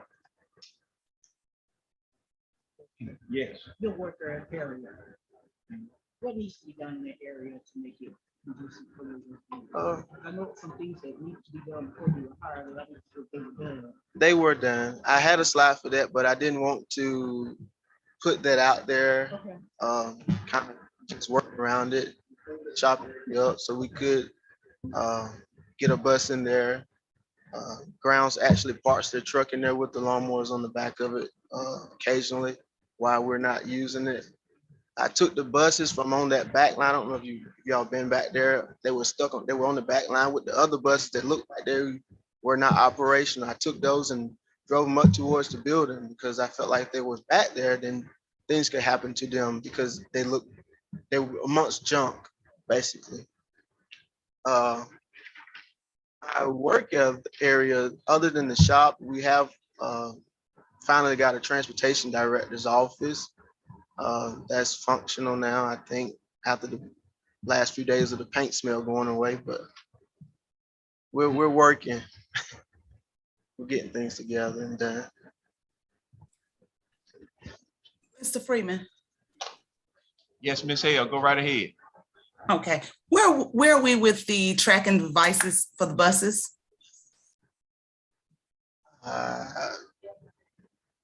That's Ms. Dammer. Hold on.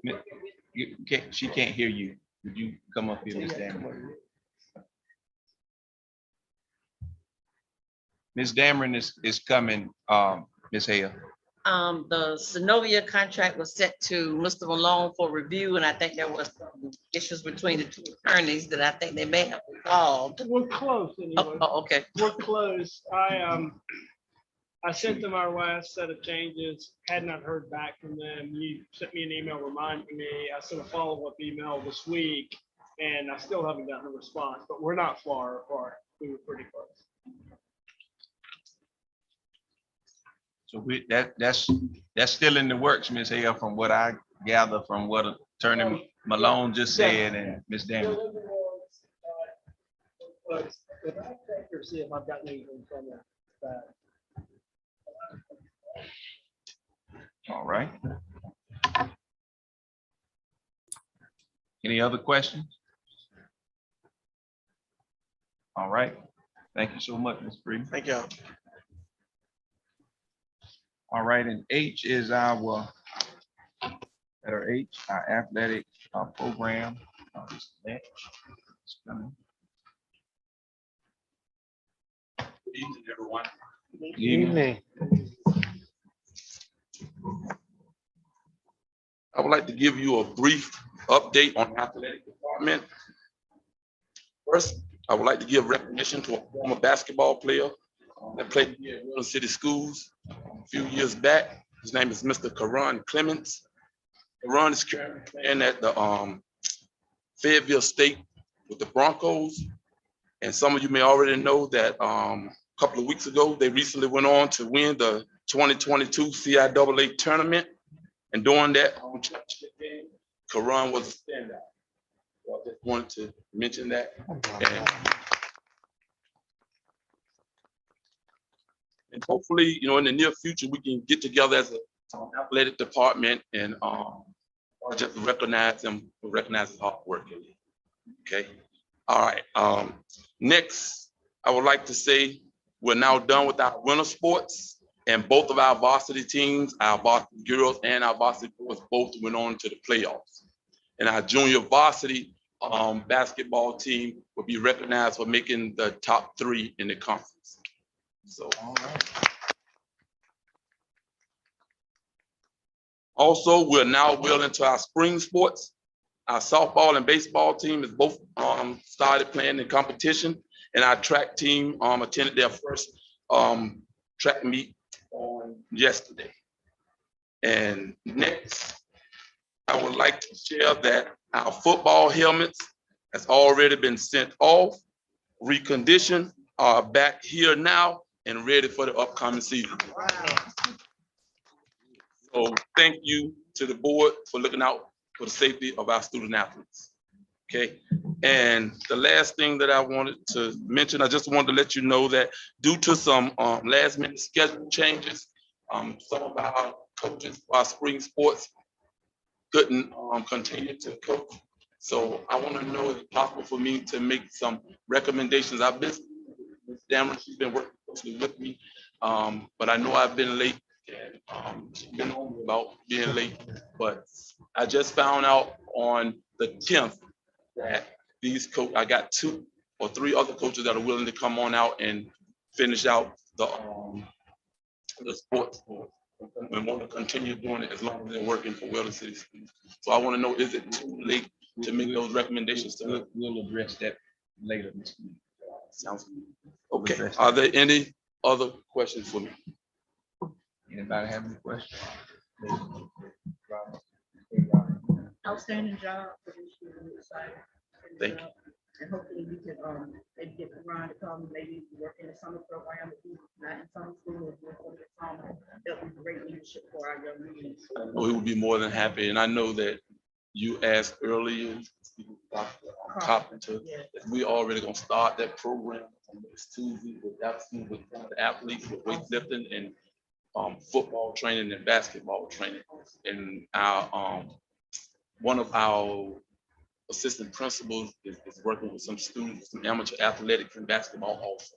So if you guys want to know more about those programs, you can get with me or Mr. Richardson or Mr. Wood, and we try to get you some answers. And I look forward to working with anybody that can work with athletic programs. Can we have those teams come to the next board meeting to be recognized? The teams? The ones that he said went to playoffs and all that. So I Right. think it was 3 teams, girls, Yes. boys, and then Yes. JV. Yes. So all of them. Absolutely. There's the open invitation. Okay. Coach Lynch, we'd love to have them. Yes, okay, I have him here on the next board meeting. And Great. for Karan, if he is available. Okay. And if we can get certificates, Ms. Lee, for each of those athletes, student athletes.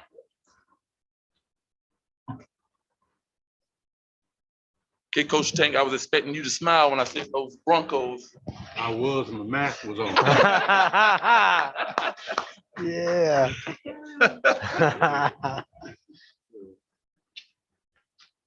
All right, thank you so much, Coach Lynch. All right, can we keep going, you all? Yes. Everybody good? All right, we're going to go right into our public forum now.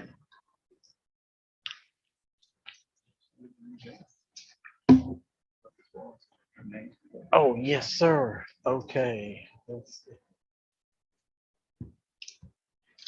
Yes, I'd like to recognize Mrs. Regina Brooks this evening. Welcome. And Mr. Sykes, if you'd like to facilitate the presentation. You ready, Ms. Brooks? All right. As we always say, we welcome our public comments, and the board allots 3 minutes for public comments, and I was able to, Mr. Daniel, if you don't mind, please. We're waiting just a second. The battery, whatever it was, but it might cut out.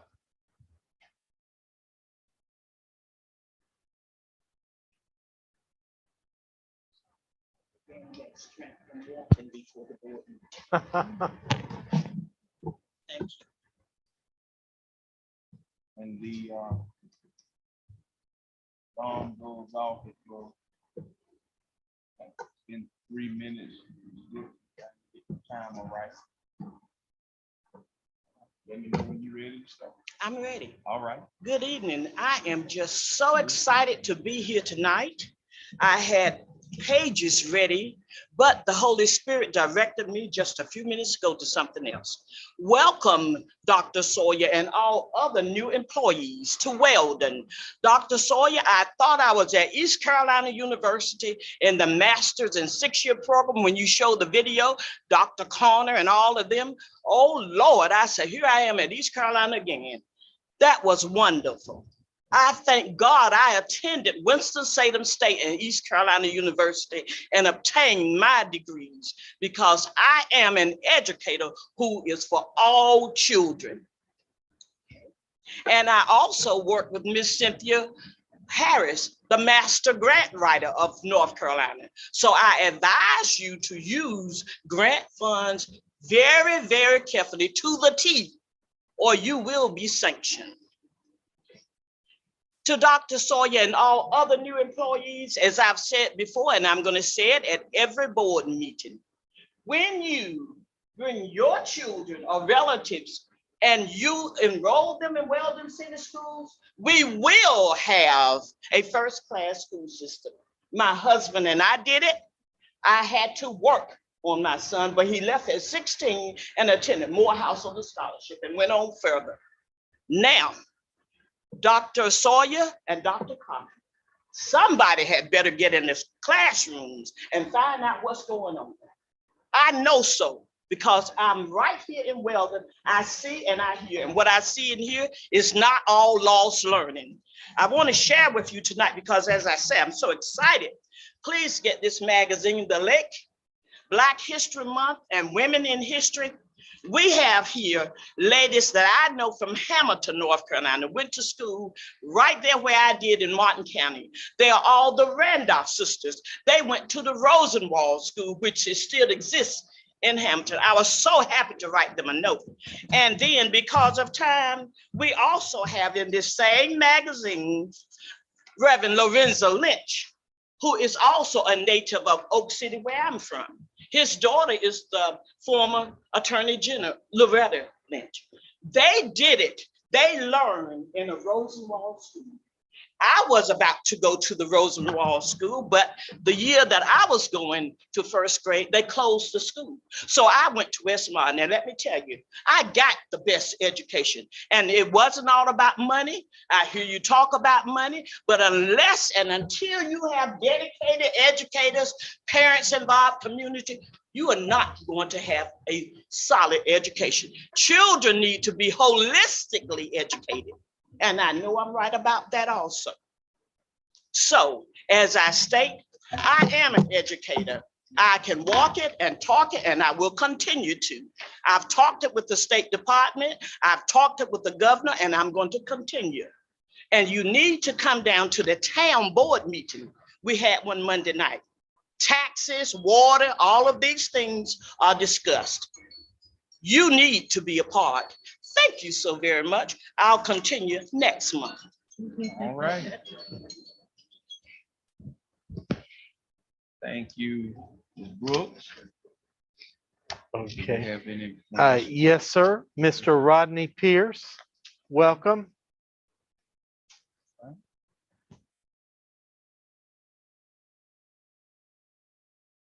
Good evening, everyone. Good evening. Good evening, To, Mr. Pierce. As we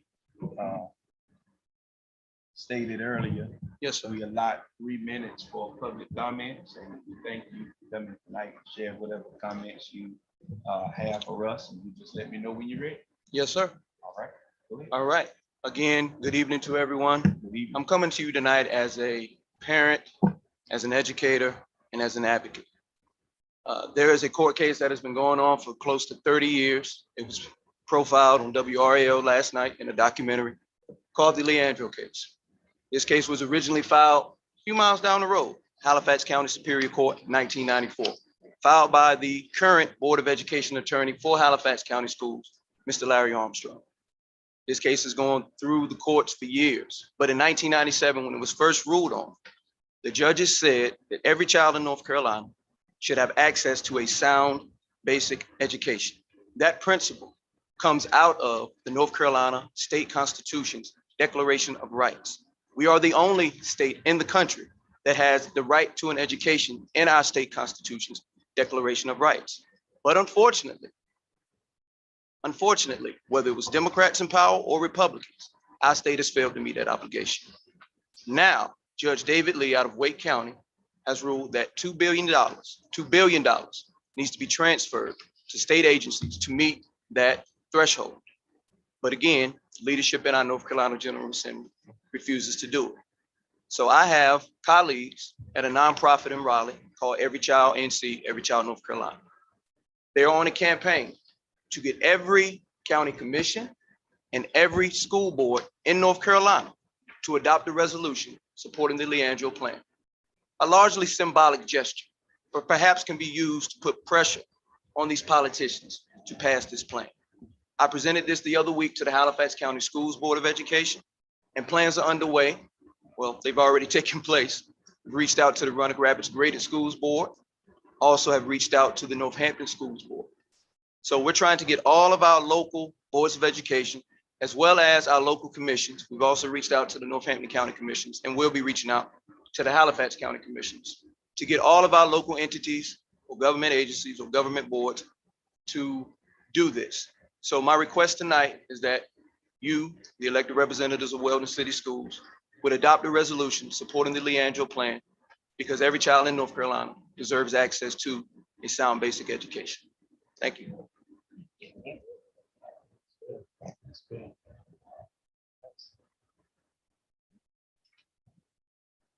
Thank you, Mr. Pierce. We have others. No, sir. That's it? That's it. Okay, all right, for public comments. Thank you so very, very much. All right, we're moving on now to our consent agenda. Just want to point out a couple of things before we do this or not, or if we want to remove anything from the consent agenda. Let me just remind us that letter D, 9D, you actually saw our vehicles, fellow board members, tonight that we have purchased, and the signage has been placed on the side of them, the numbering and all of the vehicles. And where you see 9D, letter D, the purchase of the third maintenance vehicle, of course, you all consented that we move forward with that. So we're just getting formal approval tonight, because each board member was contacted by me, and we did move forward with the purchase because we were within a little time restraint. Thank you, board members, for moving forward with that.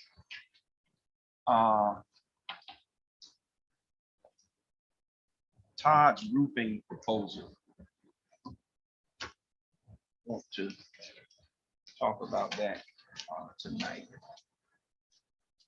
And we may have to call on Ms. Dameron, which is our former interim superintendent, because this project actually began under her.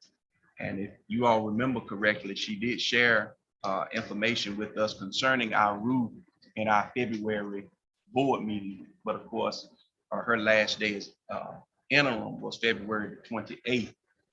And she shared that some bids, some quotes had come. And of course, the board meeting had come and gone. And she did share them with me. But of course, the next board meeting was going to be tonight. So I knew we would discuss and have proof. And of course, Dr. Sawyer, I think he inherited this project had already began. So he's sharing information tonight of, I think it's $21,000 per roof. And this would take place at the elementary school. I'll start this conversation because I have some major concerns. This particular company, Todd's Roofing, sent an estimate to our school district for both of these roofs for $18,500 each. And what is being proposed tonight is $21,000. I find this very, very alarming what warranted a $5,000 increase in proposal, and this estimate or this proposal, number one, was not 30 days old as normal contractors would do. They say how long your prices are good for, and even these quotes tonight, it has no reference up here how long the quote is good for. There's no breakdown how much labor costs, how much materials cost, taxes, none of that. Like just like on the vehicles that we bought, it had the amount for the vehicle, the taxes, the tags, all of that. Dr. Sawyer, can you explain to me a $5,000 increase, because it was 18,500 per roof, and these that you're submitting tonight are $21,000 per roof? And I'm just trying to figure out why a $5,000 increase in less than 30 days for the same work. I mean, and the verbiage is the exact same. I mean, there's no dimension as far as measurements or anything.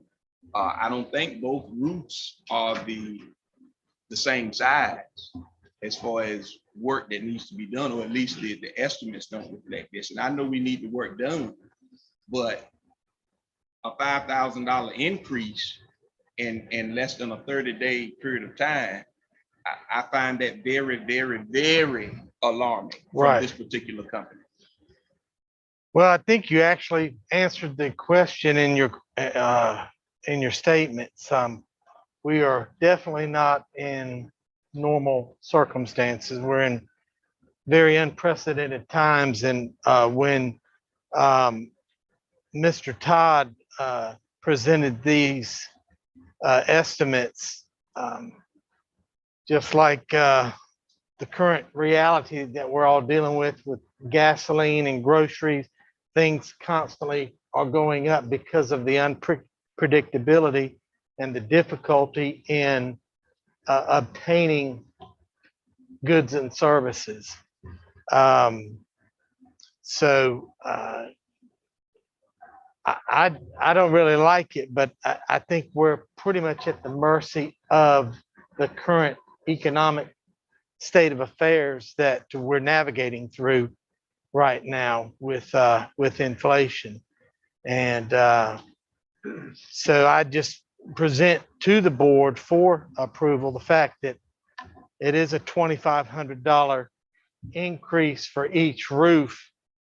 But I've heard and seen the condition, and talking with Mr. Hunter, those students and teachers over there need that roof to be repaired and need a facility that is not draining water on them. So I think our current state of affairs economically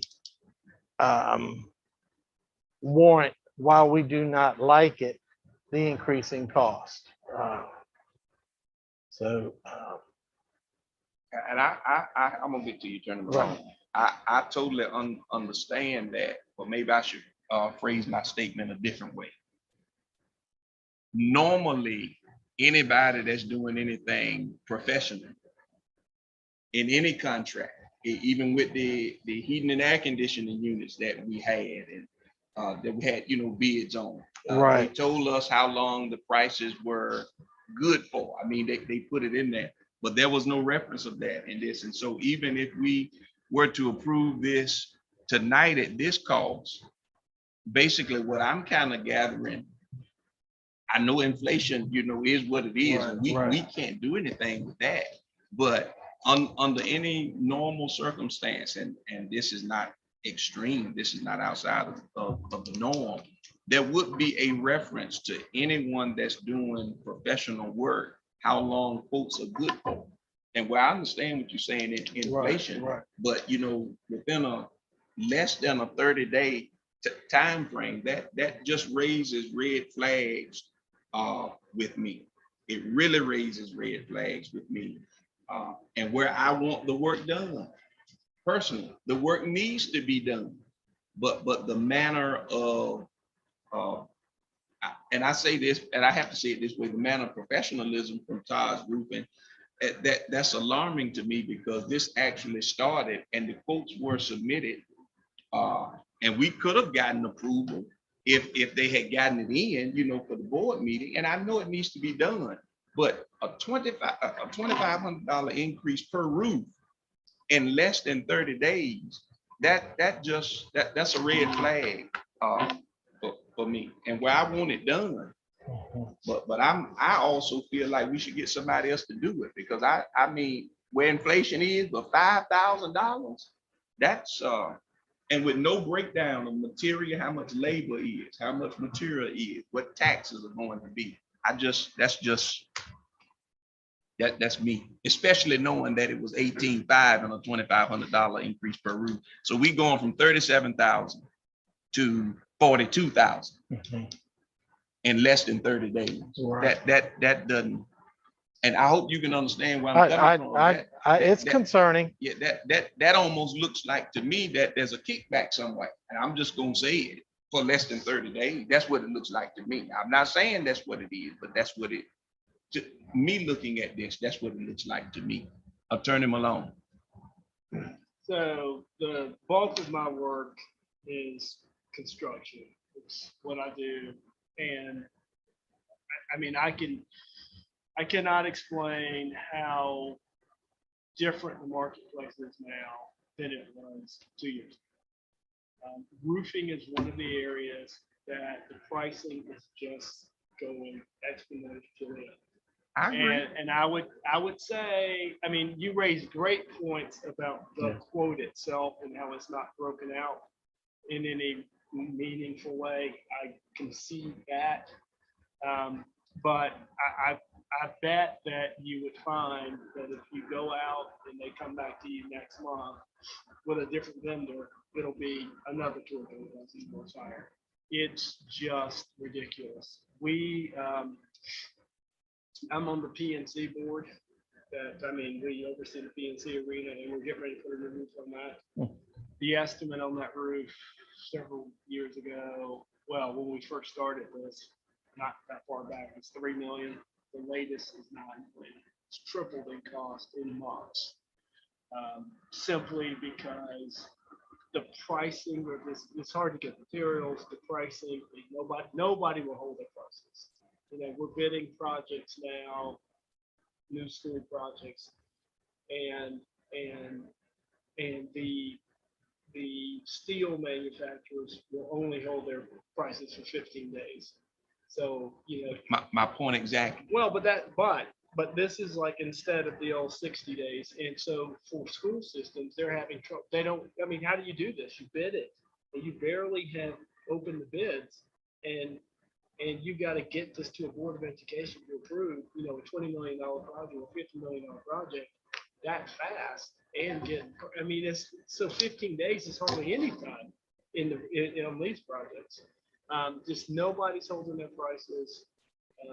People are not willing.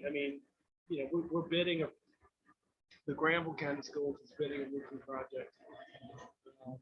And we work with the engineers and basically we don't even know what it's going to cost because the manufacturers are saying, we'll tell you the price of the materials when we ship it a year from now.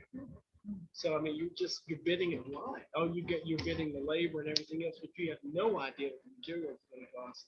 So you are right. That quote looks, the lack of a breakdown of what's in it, I wholeheartedly agree with you.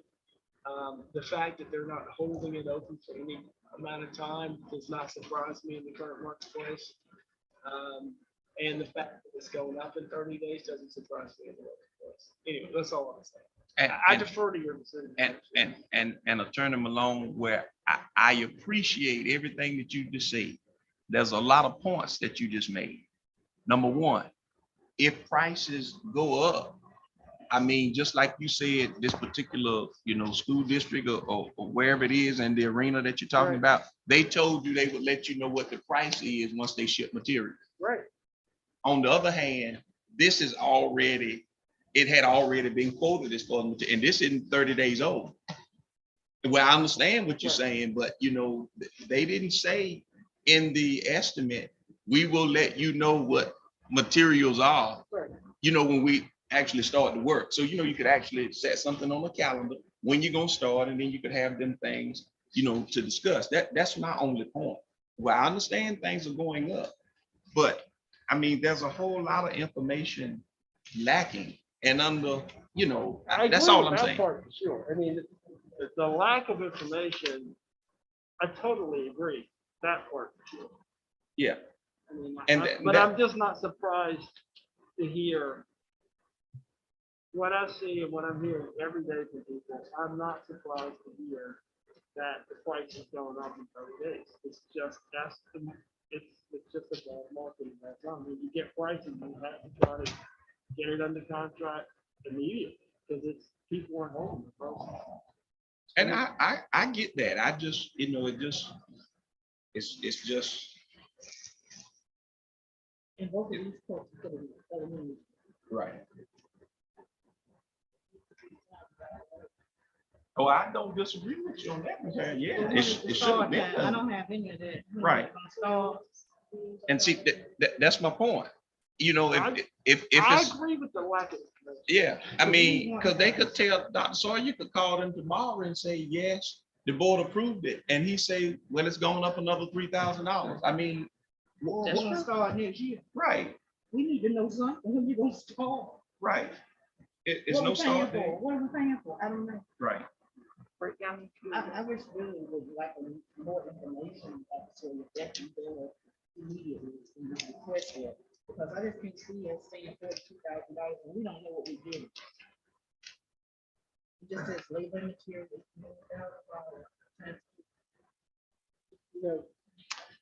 It does detail out that geotextile underlayment protection mat and Firestone TPO membrane over the roof.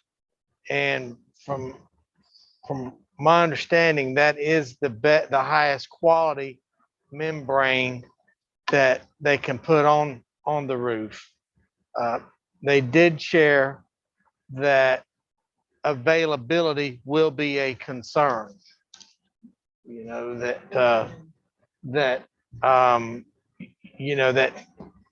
the material the material availability would be a concern. They may not be able to get the material. Right. So if that's the case, this is my concern. We don't have a start date. And if materials are continuing to go up as we say that they are, and let's say it's next month before they can start, and they tell you, well, we can't do it for 42,000 because materials are going up, and they're saying, 45 or 50,000. I mean, I think that we're working, well, I understand the situation, but we're working at a disadvantage because we are talking about school dollars and cents. And if they won't commit to something within 30 days, something to hold these prices, then things are going to continue to go up. And we're going to be right back at the same thing again. You're going to be, calling me. Right. The prices went up. It's now $5,000 more than what we approved. Can we get the board's consent that we start this? I mean, we really don't have a commitment from them and how long they are willing to hold, these figures. Right. Because like I said, this quote is not 30 days old from the first one that Ms. Dameron actually received. It isn't 30 days old. I just, One option, willing to have a special virtual meeting would be to have Dr. Sawyer get up the slides, get the missing information, break down on the close. When would the work take place? Are materials available? And confirmation that if the board approves this by whatever day, that is a go. And then you can schedule a special work with the additional information and being an informed decision. Right. You can make it closer in time to when you got the quote, so that you'll know that if you approve it, boom, it's gonna happen. get to both worlds, and, you know, you can have a virtual meeting and take pictures.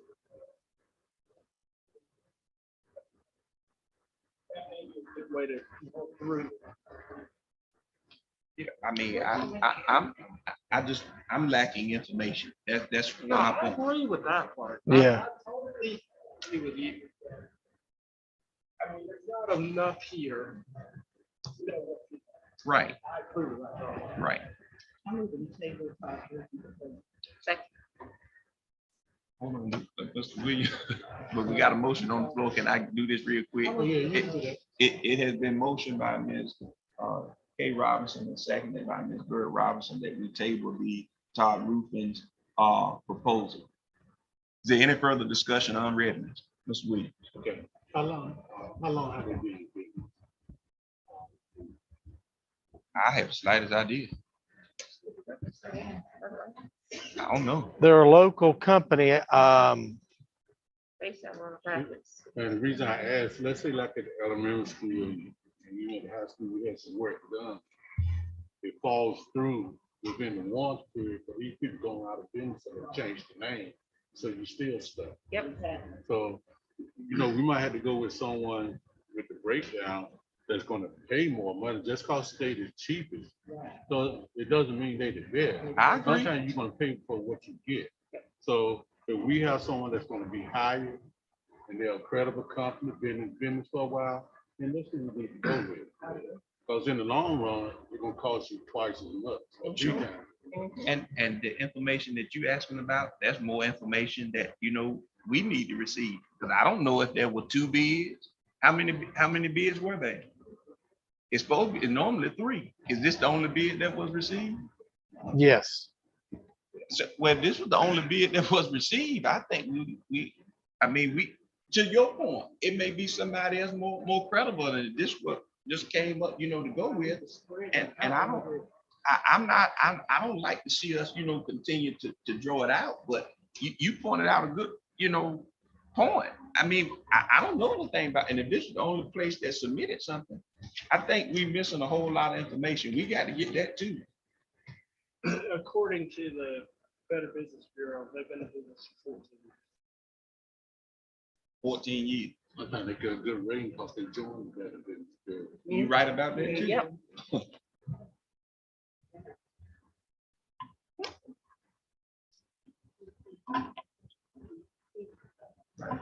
I will give you a I question. can add to my motion that we get it out, that's y'all feel. Yes. Well, I think we need to have more than one bid. I agree with that. We have to- You're not required to in this price range. You're just required to solicit them. But, you know, I'm assuming you tried. Okay. Okay, so if you, I amend my motion to, we give it out. And also, we need the information from whoever is getting the bid, we need all that background information that we can. Mr. Williams also included in our board. right, you heard, you accept that, Yes. second? Okay. You heard the motion that we will get more information and rebid this out to get more bids and have a whole lot more information. All right, Okay. all in favor? Any further discussion on readiness? All in favor, let it be known by your voting sign of aye. Aye. Ms. Jenkins, Ms. Hale? Aye. Aye. She said aye. Okay. Aye. All right. Let the record reflect unanimous approval of tabling that and getting the needed and necessary information. Thank you so much. We have a out-of-state field trip request. Have you all viewed that? Okay. It's the spirit of Norfolk. So it's something else. It is. It doesn't say that, that's right. What did it say? Discovery cruise. That's all it say. Is this spirit of Norfolk for your field trip? It's just a name that they named it for the kids. But it is going on the spirit of Norfolk. Okay, because it's called Play in the Kids Bay. Discovery Cruise. But they were one bay in Norfolk, so like, you know, you can play there. Yeah. It has to be scared or not. That is good.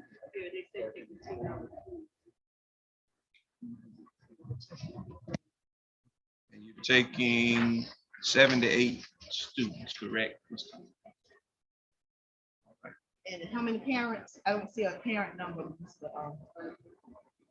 we know yet?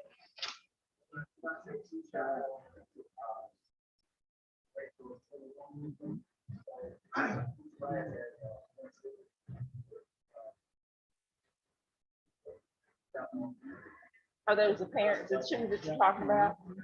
The two that you're referring to, they're the parents?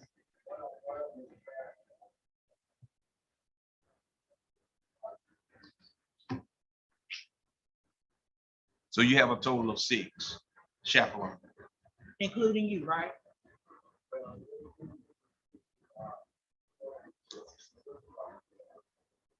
So that's 7 including whichever administrator.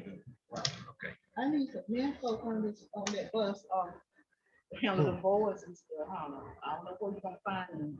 Maybe one of the fathers. You got a lot of boards on it. It will make you feel a little bit more. If it's not you.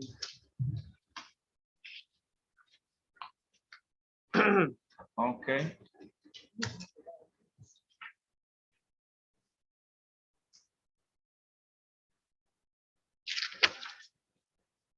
Do you have the volunteer, Mr.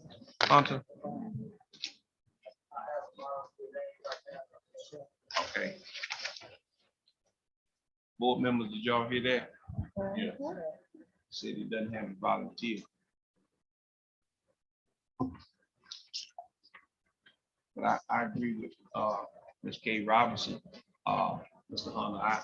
I would love to see some men going as well. So hopefully the volunteer can be a male, you know, a father, or one of the students, or somebody could go, you know, in connection with you. So, you know, no telling what might happen. Y'all might have to grab a bath, keep our children safe.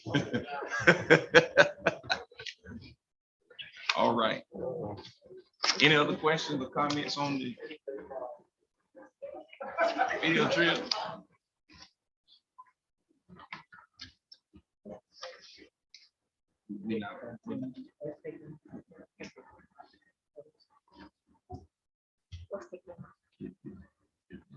Okay. And board members, the G where you see under the consent agenda talking about the tax, Welland City School tax rate, we'll that's for another discussion. So can we get another motion then to table that so that we won't wonder later what happened there? Yeah. Like you table the Welland City School tax rate. Motion has been moved and properly seconded that we table the Welland City School tax rate. You've heard the motion. Any further discussion? Unreadiness? Hearing none. Motion by Ms. K. Robinson and seconded by Mrs. Bird Robinson. You heard that motion. All in favor, would you let it be known by your voting sign of aye? Aye. Aye. I got you that time, Ms. Hale. Mr. Williams, did y'all, after hearing her, I ain't even heard y'all. Okay. All right. Unanimous approval to table that. All right. Everything else under the consent agenda, is everybody good? All right, motion is in favor to approve the consent agenda.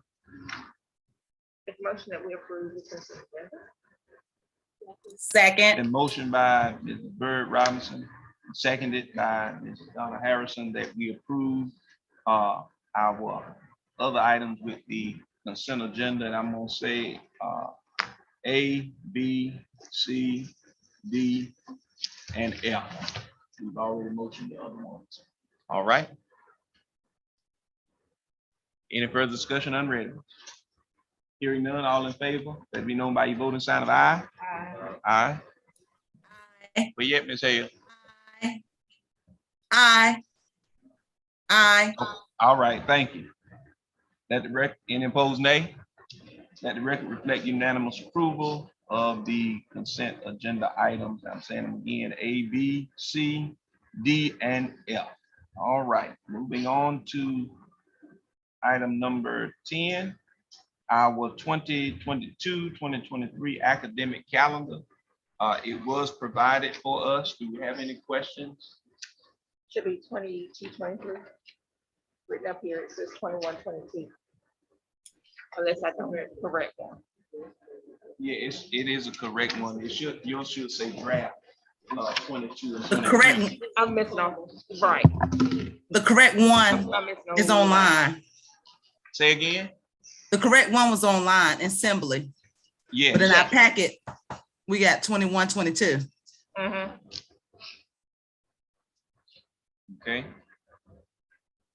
Is everybody all right with the proposed 2022, 2023 school calendar?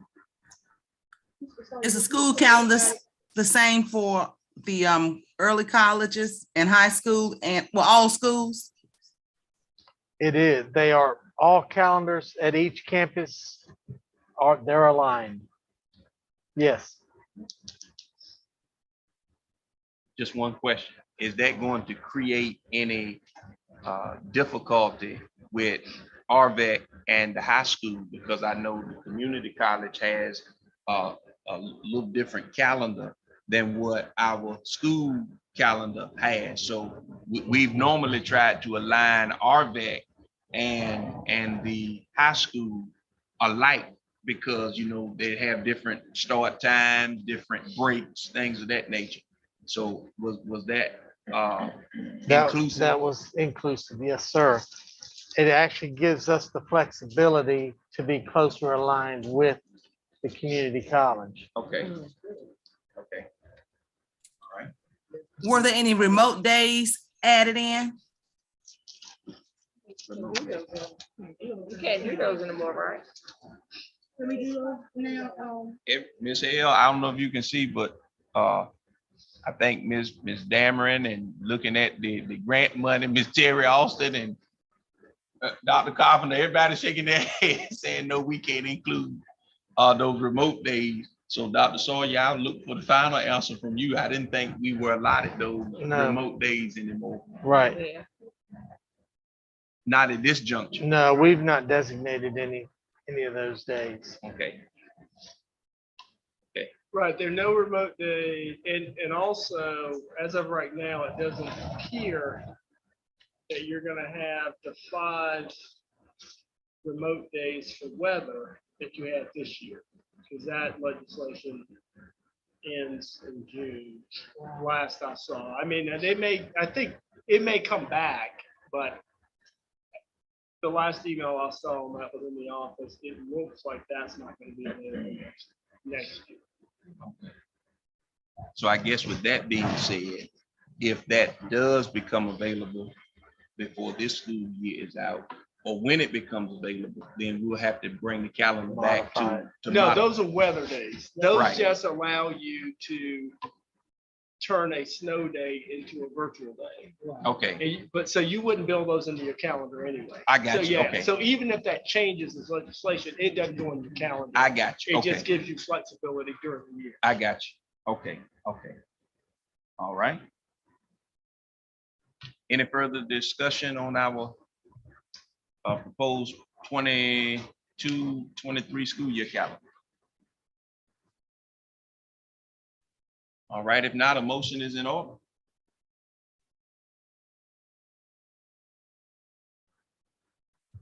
I move we accept the 2022, 23 academic calendar. Yes, sir. It has been Second. motioned by Ms.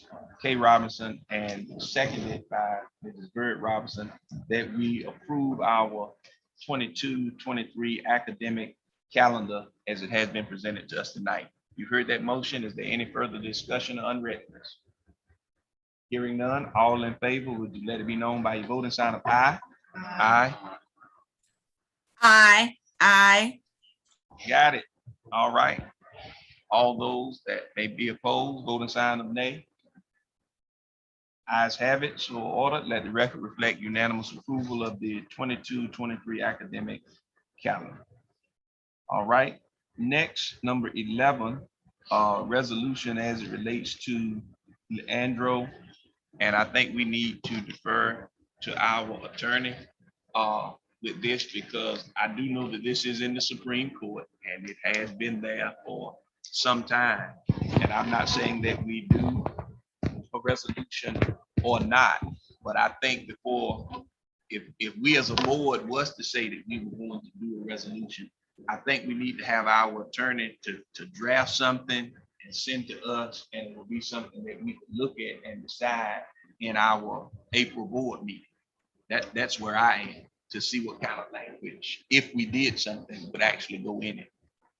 So the resolution that's being discussed is in your packet of materials. It's the one that's kind of going around the state. I mean, we can draft you something else, but this is the one that, and it's probably the one that the gentleman spoke about earlier. I mean, this is the one that school systems are being asked to adopt. And you know, the only thing this one really says is at the end is that the board requests that the General Assembly fully enact the policy and funding reforms included in the Leandro plan to ensure that all North Carolina students have access to sound basic education by the 2028 school year. So, I mean, that's really all you're asking the General Assembly to do is to fund it properly.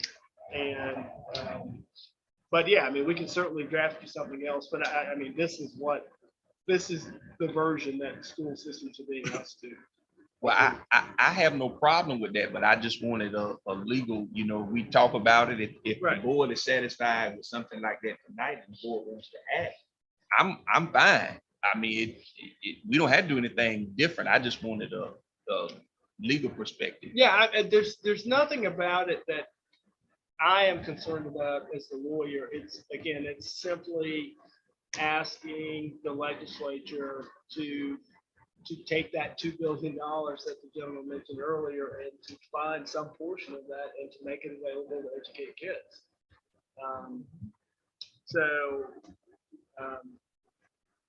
I think that even the larger school systems that are arguably less, I mean, or could arguably be hurt by something like this, I mean, I think Wake. But anyway, yeah, I mean, I certainly as a lawyer have no problem with you enacting this if this is something that you'd like to do. Board members, y'all have any questions? I feel like we should support it. Okay. We want everything back after the building to school. We do. We can get more money to fund that. Like for us to sign on. Any discussion to my left? Williams, Ms. Jenkins? Y'all good? Ms. Hale? I'm good. All right. So if the board wishes to move forward with this, then we need a motion that we would adopt this resolution that is in the packet as Attorney Malone just referenced. Make a motion that we adopt the resolution. Second. Motion has been moved by Mrs. Bird Robinson and seconded by Ms. Hale that we would adopt the Leandro resolution as it has been shared with us tonight. You heard that motion. Any further discussion on readiness? Hearing none, all in favor of that motion, would you let it be known by your voting sign of aye? Aye. Aye. Aye. All right. Those opposed, voting sign of nay. Ayes have it, so ordered. Let the record reflect unanimous approval of the resolution as relates to the act. All right. Now we have item number 12. Personnel recommendation. Motion is in order. I make a motion. Personnel recommendation. As amended. As amended. There's second. Second. Motion has been moved by Mr. Williams and seconded by Mrs. Bird Robinson that we approve the personnel recommendations as they have been amended. You've heard that motion. Any further discussion? Hearing none, all in favor of that motion, would you let it be known by your voting sign of aye? Any Aye. Any opposed? Got you, Ms. Hale. Any opposals? Nay? All right, motion carries. Let the record reflect unanimous approval of that motion. All right, 13, board comments. This is Bert Robinson, any comments? Mrs. Harrison, do you have any comments? Kay Robinson? I'd just like to say that tonight was I think that tonight was a very productive meeting, and I can see that our employees, new and seasoned, have been working very hard. And I just want to say thank you very much for all of your hard work for Wilson School students and all of our stakeholders. You have comments? Mr. Williams, you have comments? Motion to adjourn. Hold on. Hold on. No, I gotta get Ms. Hale. Ms. Hale, you have comments? You Second, have comments?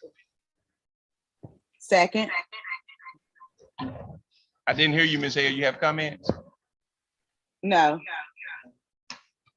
Okay, well, I will simply say, my brief comments will be, I ditto what Ms. K.A. Robinson has said tonight, and thank everyone, and even Dr. Sawyer. I know you came in the middle of the stream, but even thank you for assisting us as well.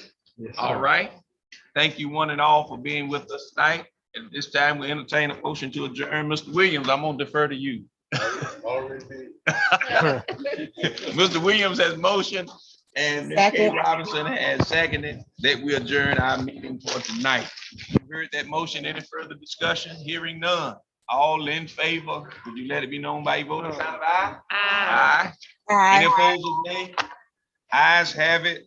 Motion unanimously passes to adjourn. And we adjourn this meeting at 10:26 p.m. Everybody have a wonderful evening.